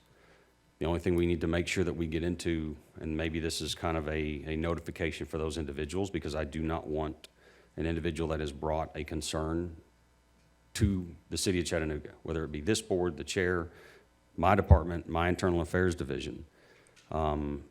If they sit in that setting and provide testimony or statements that are counter to what they provided originally to the internal affairs unit, then there's repercussions for that. Sure. So I just want to make sure that there's a very clear, standardized explanation for individuals prior to sitting in this hearing, that they understand what their protections are and they don't run afoul of those and end up with some type of negative consequences because they weren't quite sure what they walked into. I think we owe that to them. Does that make sense to council? So I think there's a little more, maybe not so much in the ordinance, but this is going to be a responsibility of whoever becomes the first chair. I think that is one of their first orders of business, is figure out what type of educational components goes towards the individuals as they bring these allegations forward. Is that, just throwing that out for conversations. I don't believe it's a matter of the ordinance, but I believe it is a matter for, when this body tasks the chair That should be a very clear point made to that individual of, this is one of the first things on your to-do list. In the section below it, E, police chief or his designee shall attend all requested meetings of the committee to provide information and advice to the committee and to accept the recommendations of the committee. What is the definition of accept? Councilman, I think some of these are directed at you, sir. Say it again now. In section E, On which one? the police chief or No, his section 16, it's 16, same one that we were in just a moment ago. 64. 1664, powers and duties of the committee. Mm-hmm. In section E, last sentence, the police chief or his designee shall attend all requested meetings of the committee to provide information and advice to the committee and to accept the recommendations of the committee. My question is, what is the definition of accept? Hold on. Can we provide the chief with one of the updated? Well, no, I really like what we're doing right here. It's very efficient. Because you should already have this. You're right, I should, but I don't. Has that been changed to something else? Or is it I just, mean, is my it just understanding the? that they sent everything to you, they sent to me. No, sir. Okay, so, 'cause what you're reading. The we last don't- copy I we have don't- is the red line copy with the formatted changes that were recommended between. No, we changed that since then. No, You should sir, have I've not received the received same another version thing. of that. Councilman Oglesby, would you mind sharing your copy with the chief there? I'd be happy to hand mine down to you. Because a lot of the references that you're referencing, a lot of this been revised.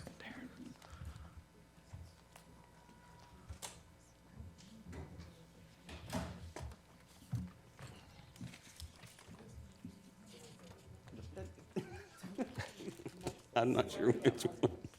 I'm not sure which one, sir. The one you just handed me, sir? All right, take that one from me. Hang on, everybody's got a question, Councilman.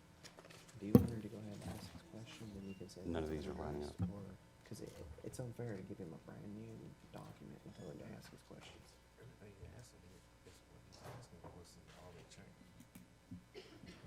I don't know how we're going to conduct this, right, if he's not even on the same page with us. All right, sir. That one's deconflicted. Thank you.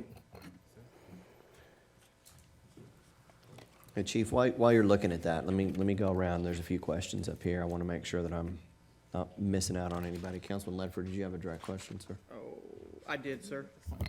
Thank you. I'm a little bit ahead of Chief, but maybe Councilman Gilbert or City Attorney can answer this.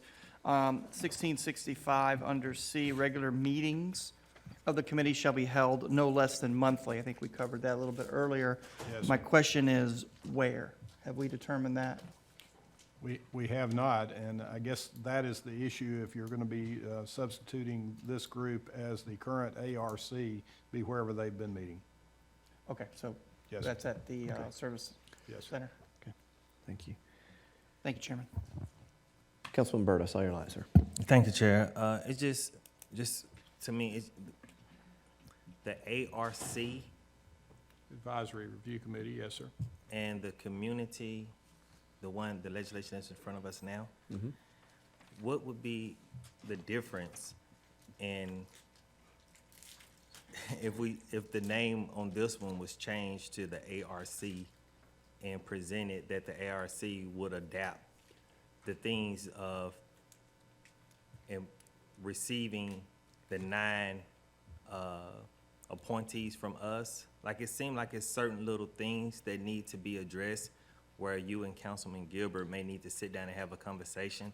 It's like things are kind of being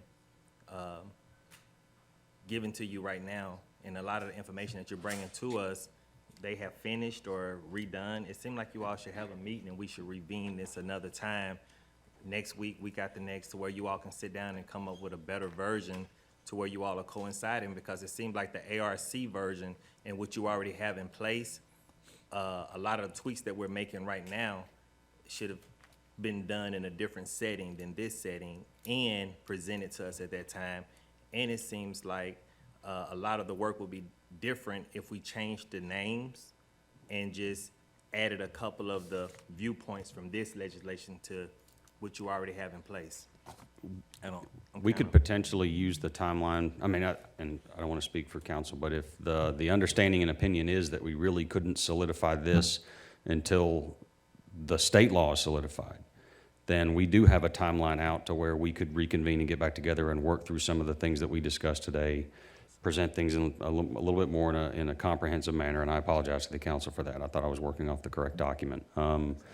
And we could bring that back again, but I mean, I'm availing myself to whatever the council would like to try and bring the product that you're looking for. I only have 2 more items, and then I am at the end. Thank you, Councilman, for the copy. That shortened us down a little bit. And I can present those, and then we can agree to get back together if that works for you all. Chief, I'd like to go ahead and do that. Let's get to these 2 issues, try to address them, and then we'll just kind of open it for questions for those Yes, sir. issues. So anybody that has a question, just make a note, please, and we'll get back to you, because some of your questions may be answered in this next couple rounds. Go ahead, Chief. Thank you, sir.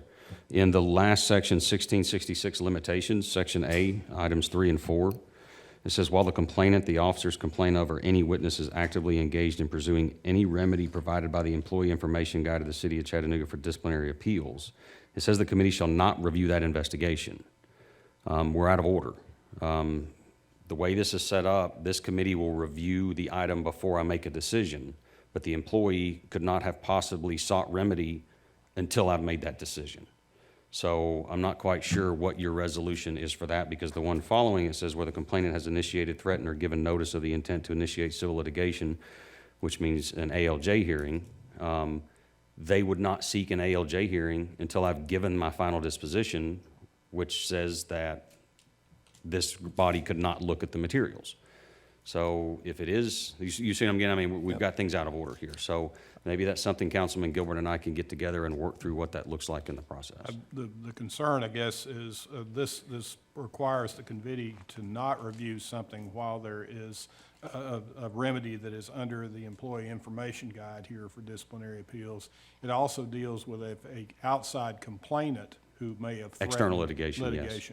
And so that's the purpose for not getting involved whenever there is an outside complainant that's threatening litigation at that point in time. So that's a little bit different than an aspect of just the employee pursuing the remedies under the Employee Information Guide. So how does that clarify where the committee will review what we're talking about? Because by the way limits this that reads, while- they can't touch it until, Till that's resolved. but then that means I can't make a final disposition on any discipline pending on an employee once a lawsuit is filed or once they seek remedy. So there's no way that that employee would seek remedy until I've reached a final disposition. Normally, that's an appeal that is ongoing through the court system after you've made that decision. though, Right, to but the this body ALJ. would review this case before I made my decision. Yes, So it's a conflict. there would not be an appeal at that time, though, sir. See, the appeal occurs after you make your disciplinary decision. You don't just get to go back in and re-investigate it after the fact. So this, you're advising that this is more of a protection of a lawsuit that is filed afterwards? Correct.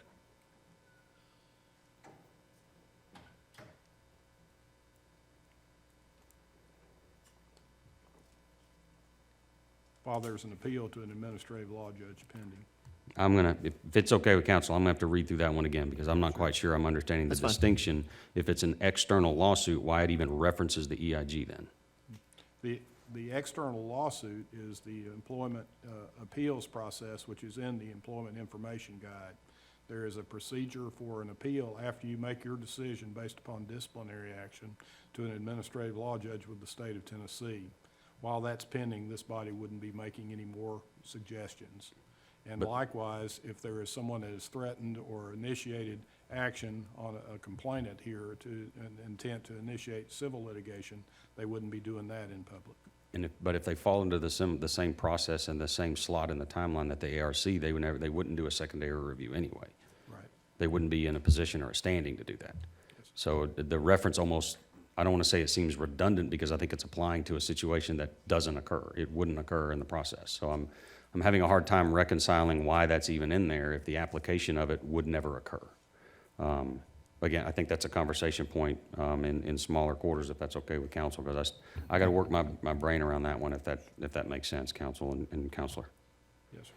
And then the last point below that, section B, and I'll stop talking, It references to 5 possible recommendations by the committee for consideration by the chief.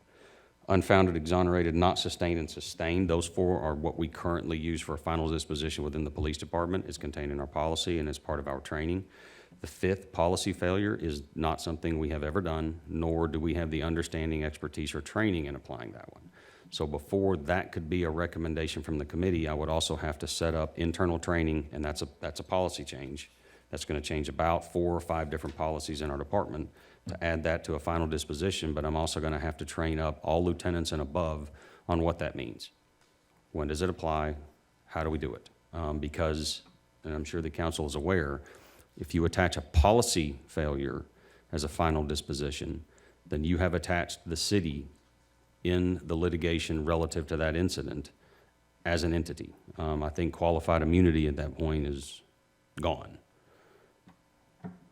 So I would be, that's a very narrow way to apply a final disposition, because you're basically saying that the policies and procedures of the city led to the incident. We need to be very clear and very educated on what that means for us as a department, as a city, and I would say my department needs significant training before I'm comfortable ever giving that as a final disposition. And that is my last point, sir. All right, thank you, Chief. Yes, sir. Councilwoman Coonrod, I got you next. Thank you, Chair. We said a lot. You're right, ma'am. And I gotta say that I honestly feel like that we've approached this whole matter in not a great manner. That black people and white people have activated this from a space of anger, right? And then just thinking about the historical content of why the police department even surfaced from way back in the 1800s was to patrol slaves. And we can go through that whole list of things up to now, right? But I think it's important that I'm still a firm believer that it needs to be placed on the ballot. We've worked hard to create this legislation, and again, we're saying we need more time because of the state of what if or when our governor is gonna sign. But Governor Lee is a different kind of governor. He don't always follow the trends of what typically has been happening with our state. And I just have some concerns about it because we keep putting this off, and to me, it seems like it's just not important. And when it needs to be important, it needs to be important like other things that we legislate for. And I think that we already know what the issue is. And a lot of times that we hear from constituents, and it's always based on black people getting beat. And I struggle with that. And it hasn't been a secret, but I also struggle with blacks killing blacks. That's an issue, and we kill each other more often than the police department beat us. And that's something that we haven't, and that's a culture that has been just placed on us, and that's a mindset that we've got to change. And our police department isn't perfect, but just like we're creating legislation to hold our police department accountable, we got to hold our citizens accountable, because we had individuals shooting at our police officers just recently, and nobody said a word. Our police officers could have lost their lives, just like the young man got injured, and it's an issue. We've also witnessed a white guy in East Brainerd that got shot by the police department, although it was more in the county area, but the city police showed up on the scene as well. Well, guess what? Nobody even said a word about this white guy getting killed by the police department, but his life matters too. So I advocate for all people to make sure that if we're gonna hold the police accountable for doing something to black people, we gotta hold them accountable for the same actions against whites. I'm for what's right, and I'm for what's fair. Now, if we're gonna do the right thing, then we gotta do the right thing. So I like a timeline. I think it is fair that the chief is asking for a little more time so he can look into what has been changed. I think that's a fair request for our chief of police. But I also think that it's a fair request of us to ask for how much time that you're gonna need, and how much longer will we continue to kick this can down the road if the governor isn't gonna sign it immediately, And I understand that we have to be in line with the TCA. But I would love to see for the city of Chattanooga to be the first municipality to say, we're tired of this nonsense and we're gonna make the changes. We understand that the state has a say-so, but as a city, we have to govern our constituents the right way. And that set trends for other cities to do the exact same thing. But guess what? If the state wanna say, well, hey, you're wrong, then that's a chance that we need to take. But we're not even willing to take that chance because we keep creating this. We know that it's systematic. We systemic. I get that. And it's these changes, we go in and we amend it, and we may try to gloss it over a little bit. We massage it a little bit. But what we're not doing is actually giving this system an overall cleanse, and that's exactly what it needs. Chief, I've always been in your corner, and I can expect that you're gonna do the right thing. And I kind of feel like you're not gonna let me down on that. But we can't keep saying we need more time for this. So can you give me a timeline as to when we can get this implemented? Because it can't be 6 months. Can I give you a timeline to give you a timeline? And I don't say that sarcastically. To give you a timeline standing here would almost be arbitrary, and I don't think that's fair to you. But if you can give me to your next convening a week from now, I will be able, or even before that, I will send an email through. But I will have an answer within the next 7 days of how long that timeline should be. Is that fair enough, ma'am? That's fair enough. Thank you, ma'am. Thank you, Chief. Thank you, Councilwoman. Councilman Ledford. Thank you, Chairman. This is a kind of just a broad question. I feel like in reading through the proposed ordinance and also looking at how the ARC works, my question is kind of broad. And maybe this is directed towards Phil, but is there not a way to blend in 9 new members into the ARC, picking out highlights of what the intent of this legislation is trying to do, while maintaining current operating procedures? And the reason I'm bringing that suggestion up, kind of Councilman Byrd was kind of hitting on it over there, and I'm thinking, you know what, I think that's at least an interesting avenue. That would allow the council time. I want to point out that we've got vacancies that we haven't filled since we've been here on some easy boards that meet once a month for 15 minutes. This is a full-time job, is what this is going to be. And we're asking people to do this with no pay and an extensive amount of training.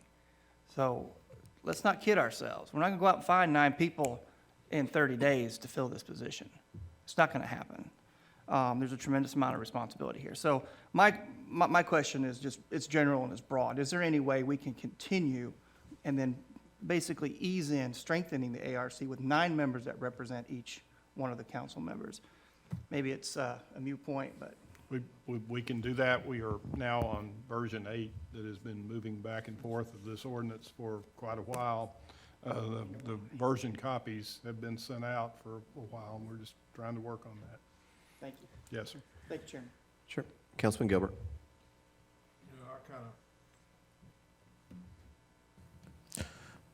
I'm looking at this and I do have concern because April 23rd, I was sent this version, you was emailed, and Nicole. By the 23rd, we could have, what we talked about today could have been already answered, already done. But now here it is, the end of April, and we going a little bit farther. And I mean, like Councilwoman Coran said, constituents want to see something happening. And it looks like we keep putting it off. I mean, you must have missed it, but it was emailed. And anything that, what we discussed, it was changed. And because it makes sense. But now we get up here, that is totally different. It's like me and you had a meeting all over again. And that's a concern with me. The reason I keep asking for a deadline is because of that reason. We need to have something going so that our citizens can feel comfortable. historically, not saying with you, but just historically, there's been a lot of issues and concerns about the way people have been treated, especially African Americans. I mean, to be an African American, to go down the street and get pulled over, you're already scared. It could be anybody, but a lot of time we get treated a little bit different. Not because of your leadership, but at the end of the day, you got 500 employees, and you don't know, you're not there 24 hours with them. And we get treated a different way. Not only with police, but it goes with any other business too. You know, you can have a person with dreads. I know for a fact the person that I hired with dreads, out of 10 people, the bank called me about him. Everybody else got paid, but him, they had a question on. So that profile is always going along, regardless if it's police or not. We're just trying to put something in place that the citizens feel comfortable. The citizens feel like they are being heard, that they could feel that things would not happen the way that's been happening. Yes, you have a track record. You have a good track record when it comes to firing and discipline. But the problem is we're looking at long years of situations that you can't capture all of them. And the citizens are upset. They angry, they scared. And this was one of the ways of trying to ease that. Because I know I can go to somebody that someone up here choose, I feel more comfortable speaking to them than I would a police. It's just normal. Same with the centers. Most of the time, the centers, that person at that center would know quicker what's going on than a police would, because people would go to them first. First thing they say is make it confidential. Don't tell them I said anything, but this would happen. Because they trust, they build that relationship. I know that you're trying to get cops to build relationships. It's going to take a time because they're not used to it. Some of them not. Some of them old school. And you know, a lot of times old school is hard to train somebody to do new things. And you got a challenge.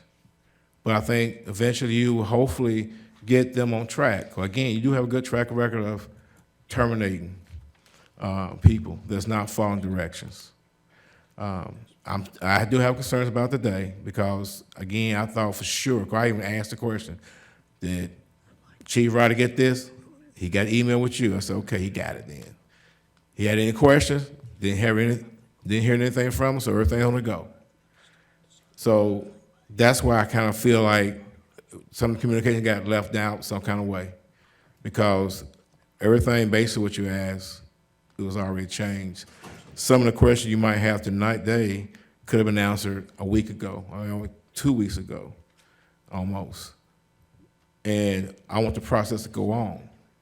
So how can you help to make sure this process go a little faster? I know you got some time, you got to do certain things, but this is on next week. Based on what the governor signs or not sign, this ordinance will stand because of where it's written, because of what he says, what he signs.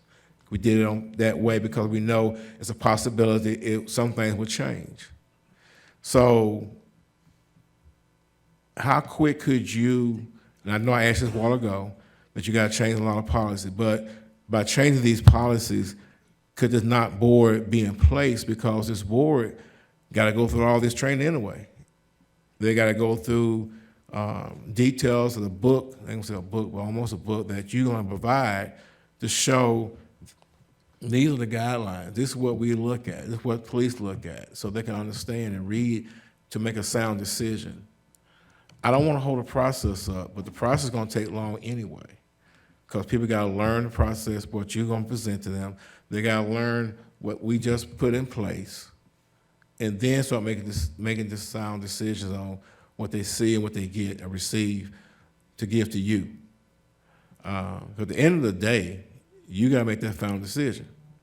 At the end of the day, when you go in front of that policeman, you gotta make a decision based on what the board gives, what the facts you give, what you get from your people, to make that decision, because the decision is your decision.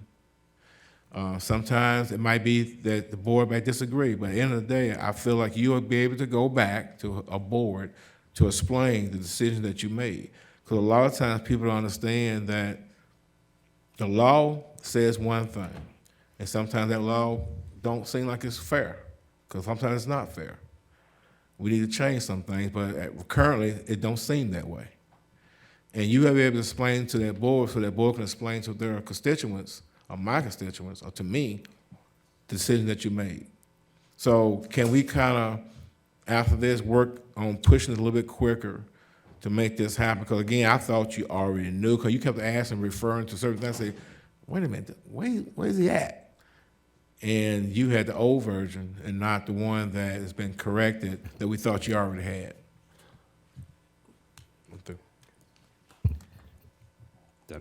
Councilman Byrd. Thank you, Chair, and thank you, Chief Roddy.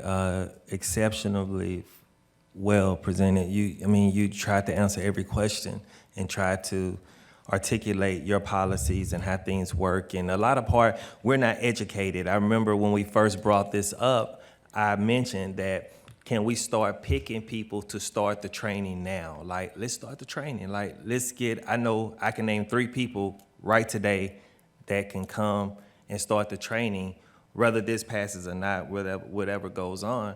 But just the state of our city, I remember when I talked to you once, I said, man, legacies, when your kids are old, they want to know that, my daddy, Chief Roddy, was the best chief Chattanooga ever had. I tell Stacy sometime, Mayor, how we going to make this city shake? So when I look at things like this, we know what the ARC is. We know the components. We know what the Community Advisory Committee, we know the components. What they're doing with the governor, we know the components of it. It just seems like a lot of times we're a bunch of educated people up here, and it seems perception when people are looking at us that we do push things off and make things seem less important sometime than when we spend millions of dollars around our city, or we bring a new sculpture or something up. But it's certain people in our community that are hurting, that are crying daily because they don't feel like they're being listened to. And I think this is a good place to start. And I just don't think it's as complicated as it is, because you already have something in place. You already have it in place.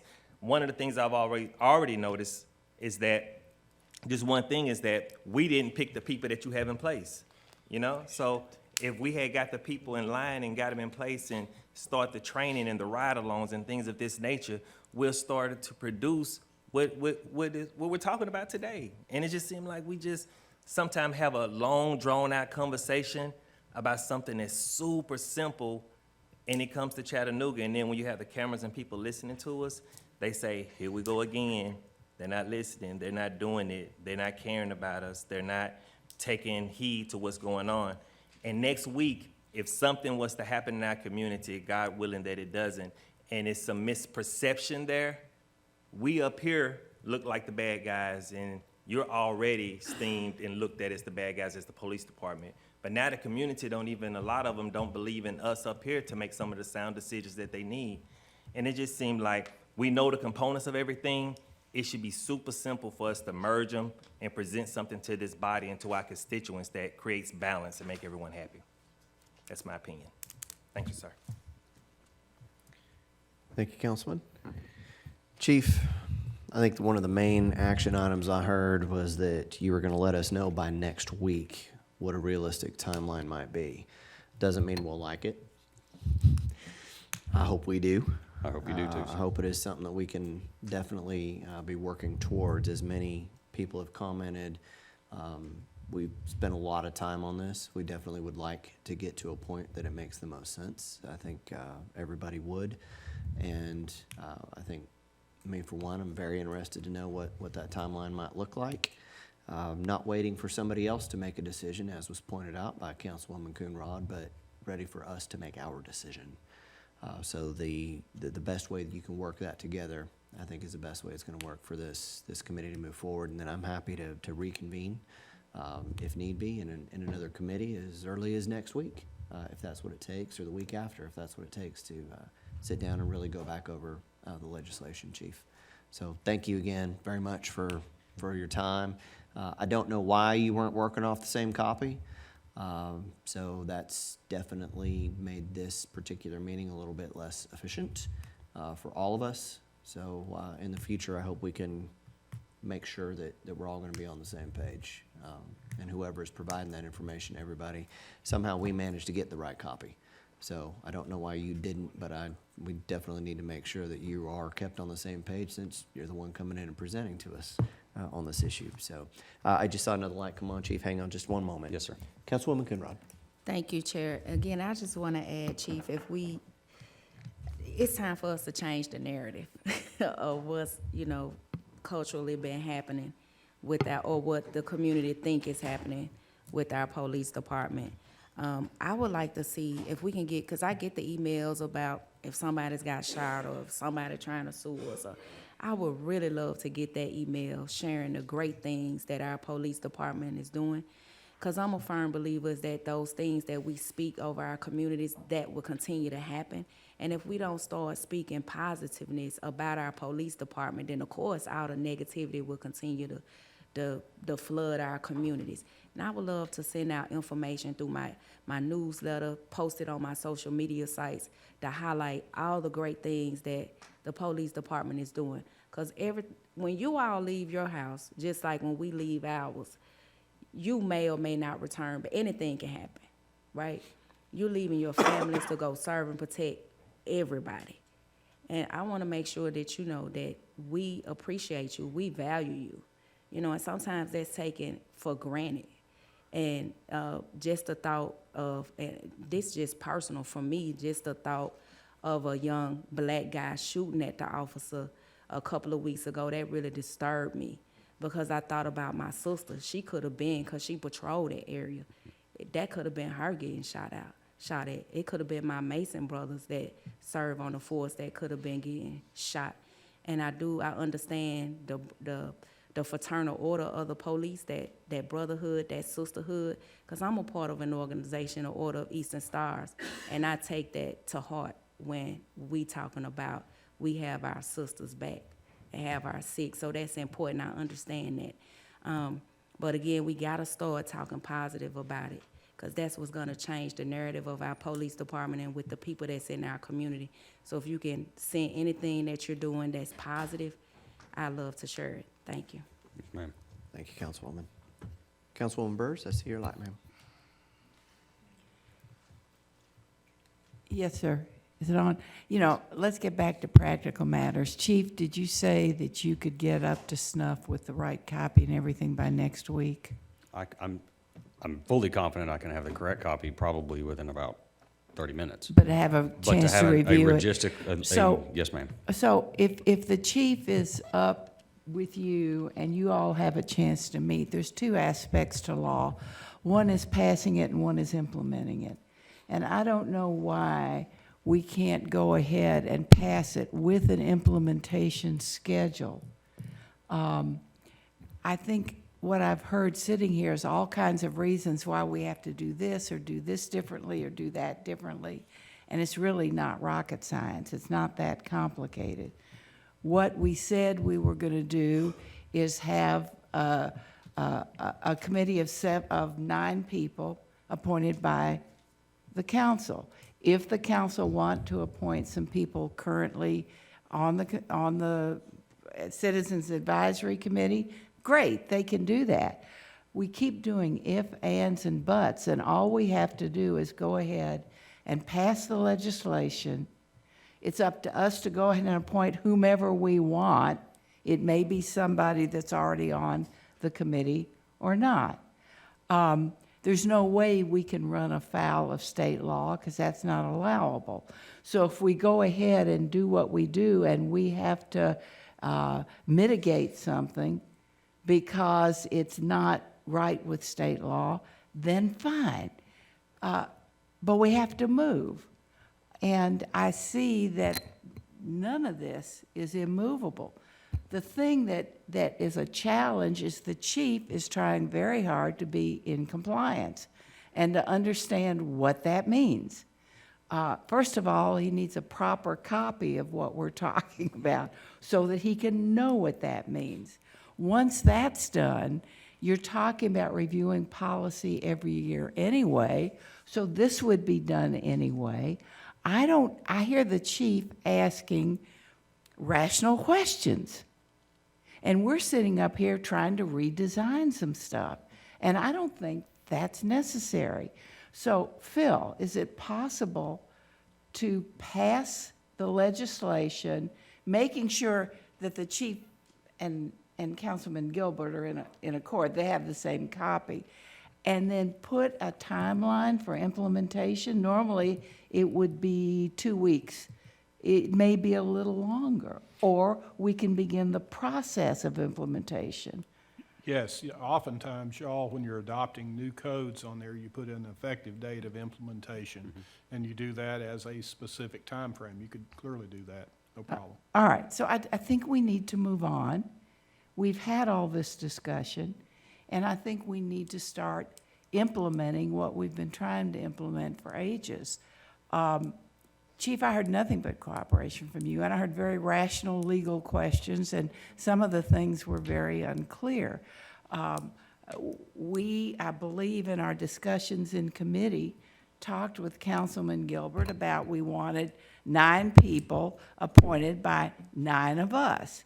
If it's blending may happen automatically, but we're trying to micromanage a process when all we're trying to do right now is implement an ordinance and show people that, yes, we have heard, yes, we do care, and we might want to move on. I don't hear hesitation here. I hear wanting to do it right. So I would very much like, Mr. Gilbert, if the two of you all could get together, I think you're together already, I think he just didn't have a copy, with the input that was put in now. And I don't know that we need to remove it from the agenda, because everything we've talked about up here is implementation. Okay? That's the second part of passing the ordinance. So I think we need to move forward. Thank you, Chief. You were great. Thank you, Councilwoman. Chief, I see no more lights. Thank you, sir. Thank you, sir. Appreciate it. Look Thank you forward to all. hearing follow-up. Thank you, council. And with that, and with no more lights, we will adjourn to Public Works and Transportation.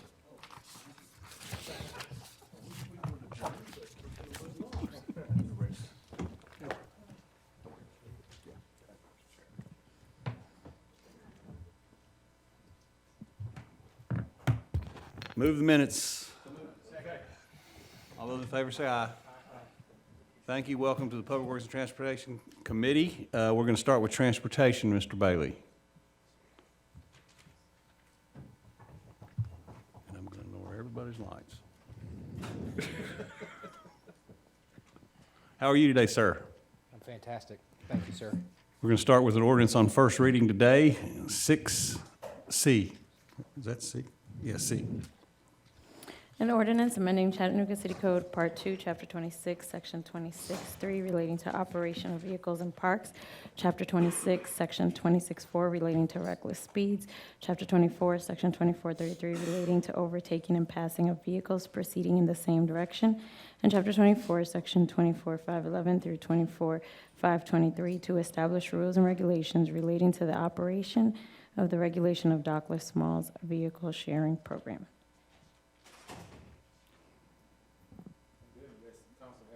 Oh, well, I'm not looking at you. Councilman Ledford. Thank you, Mr. Chairman. I just wanted to clarify one point, Mr. Bailey, and that is understanding state law concerning e-bikes, that the scooters will follow the e-bike classification. And that means that in this ordinance, there is no age limit to ride a scooter unless the only requirement is under 16, you have a helmet. Very good. Okay, thanks, Chairman. Did I answer your question? You answered my question, I think.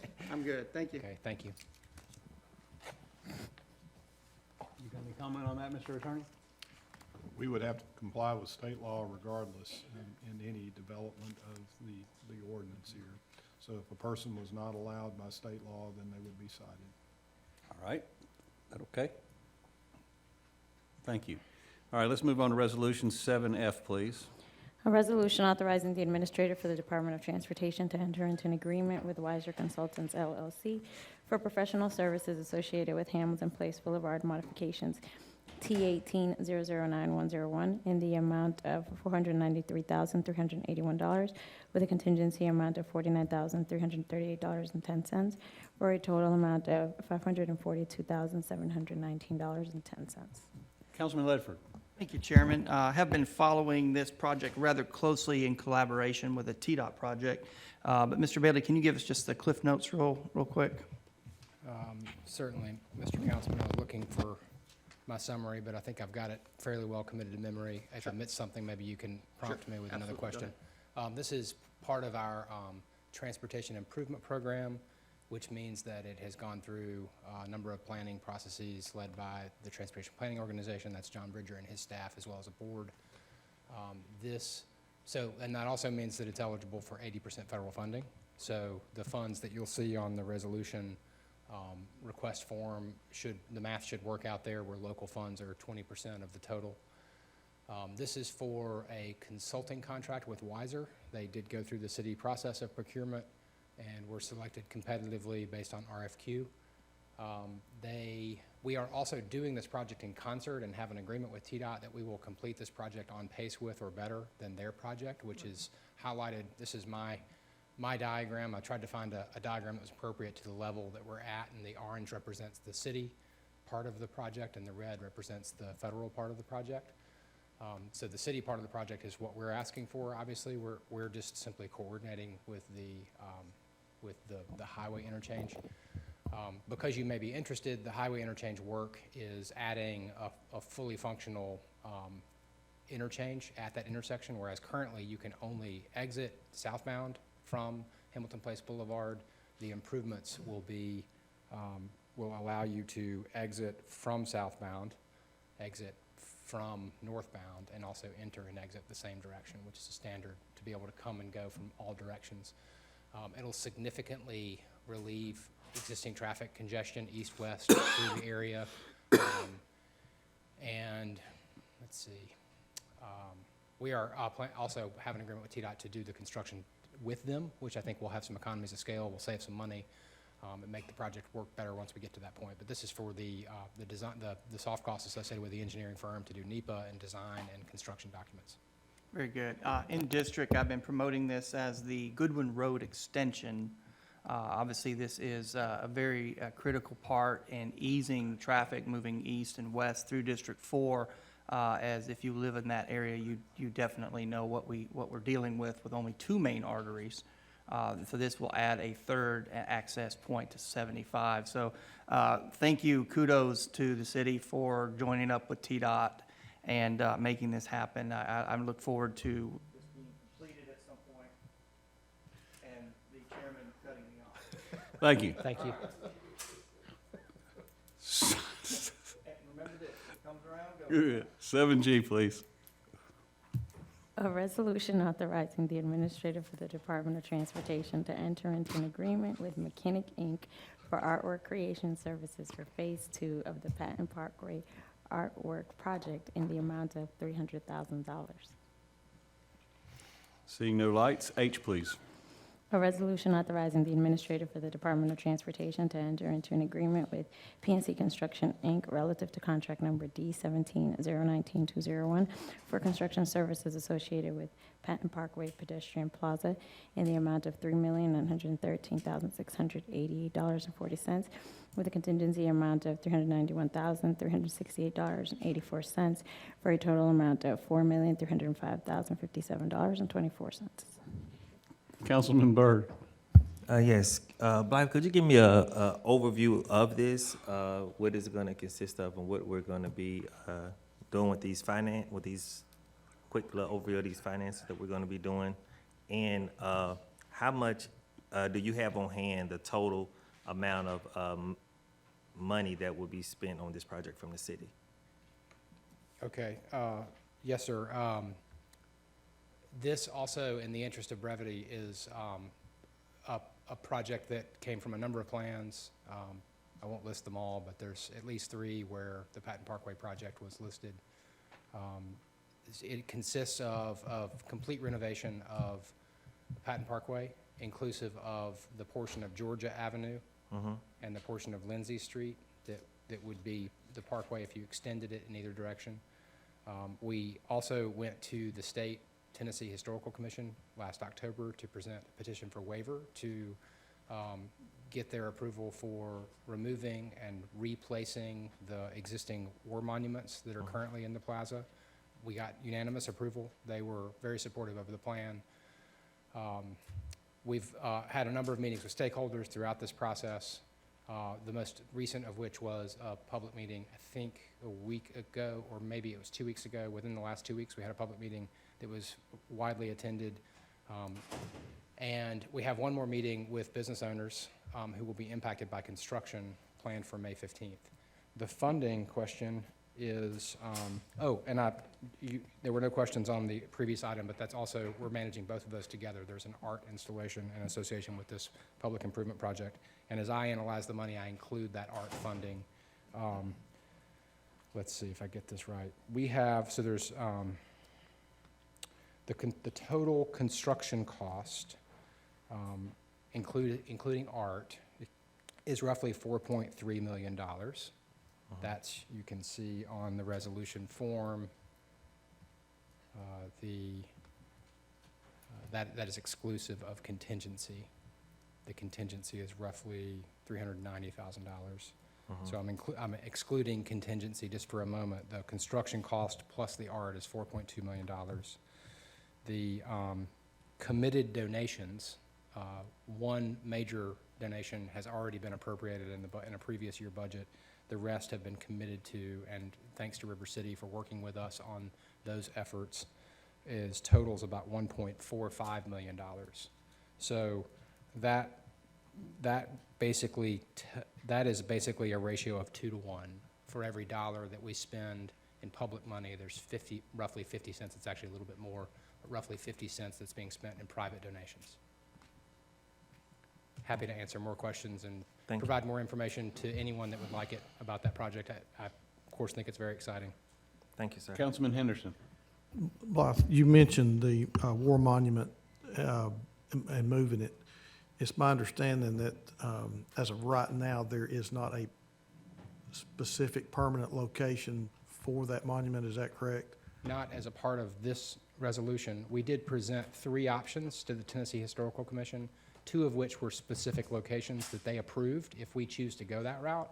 But we're pursuing the 3rd option, which is a committee of veterans advocates have been meeting since really early last fall to look at earlier than that, last summer, we presented the idea of this project to some veterans who asked that we consider a citywide memorial plaza as a final location for not just these monuments, but perhaps more than that. And so they're working on that process right now. Well, I guess my concern is I had a call from a constituent that's concerned that we, if we don't move it from point A to point B, in other words, we pick it up, we move it to the permanent location, that it gets put in storage and forgotten about. I guess I understand that won't happen. Is there, I guess maybe if we could put in here or have some reports, in other words, updates quarterly or whatever, that would ensure this has not been, put in storage and forgotten about. I'd be happy to do that, Councilman. Mr. Noblet went with me to the hearing last October, and they asked some of the same questions. We're committed to coming back to them with a final plan before the end of the year 2020. So they had their interest in the same thing was that there is a future location and that we act on that and relocate it to that future location. We have to know what that answer is before the end of 2020. And they also have to approve that location right. as well.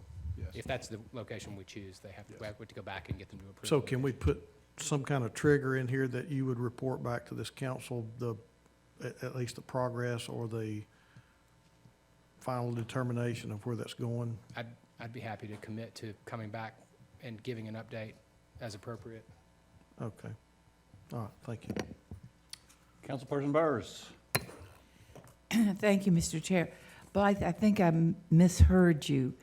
the total project without the contingency is 4.3 million, and you said we're funding it 2 to 1 for every, Correct. we're funding it. I want to make 2 sure I don't mess up my math. The 2-to-1 ratio is public to private dollars. Okay, so private's only doing, say, a third of it. That's What, correct. where are the funds coming from? Or are they already encumbered through a 5-year plan or in capital, or where's the money coming from? There's $1 million that came from the Benwood Foundation that was appropriated in a previous year budget. Okay. The other donations, those donations have been committed to. River City has asked for them. No, I was talking about the public funds. Oh, Our I'm sorry. public I'm funds. so sorry. The public funds are coming from 2 places. We have, and I'm glad you asked that question. This project is bigger than what we had, and that was planned. We knew that this would be a multi-year project to Sure. implement. So the funds that we have now are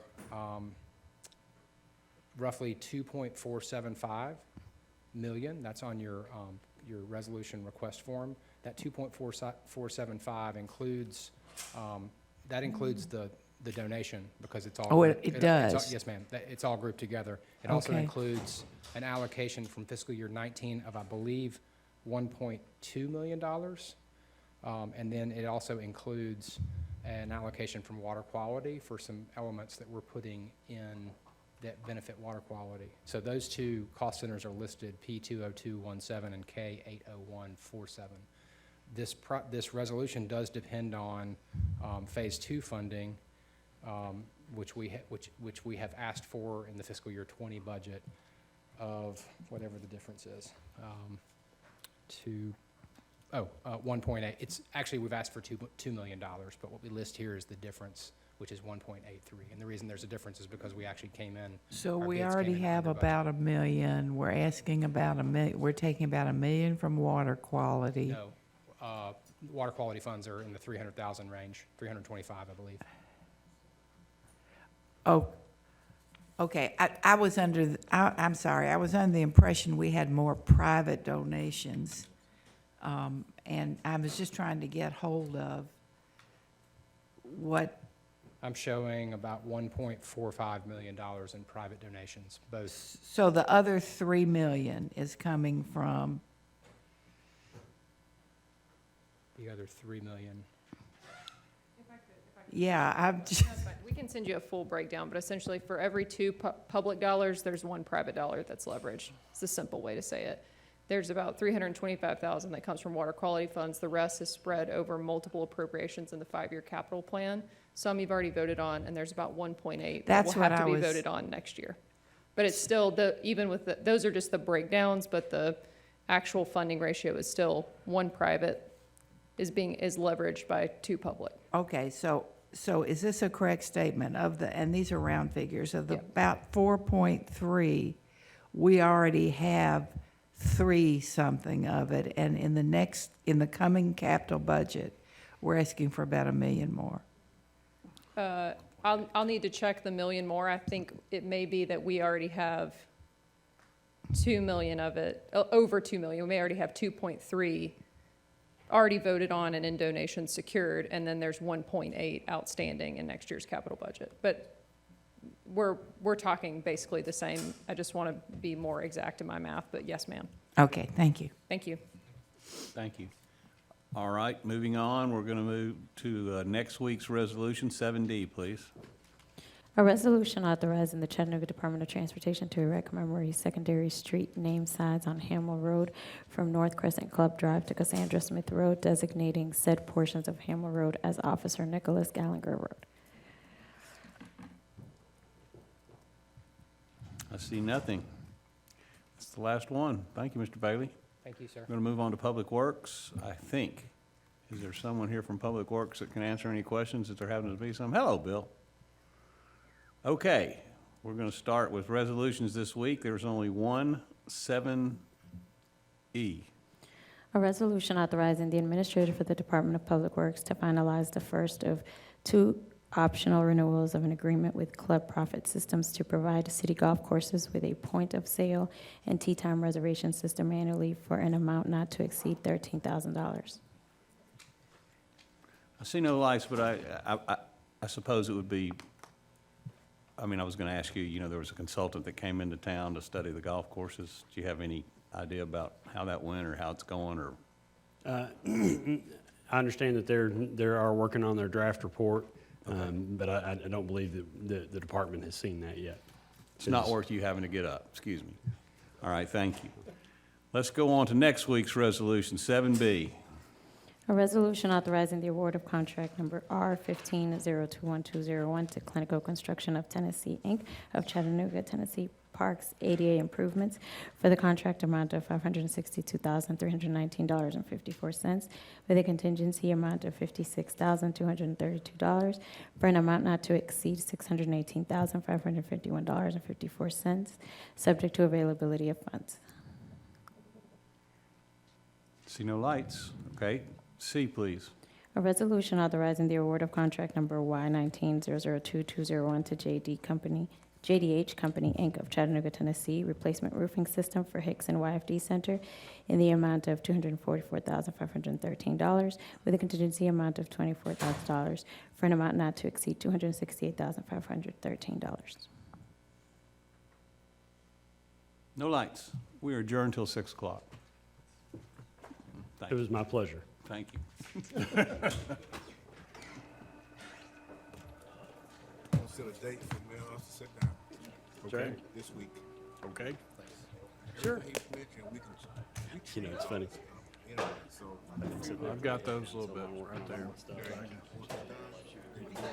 Leave it on the, we're gonna go from there. Okay.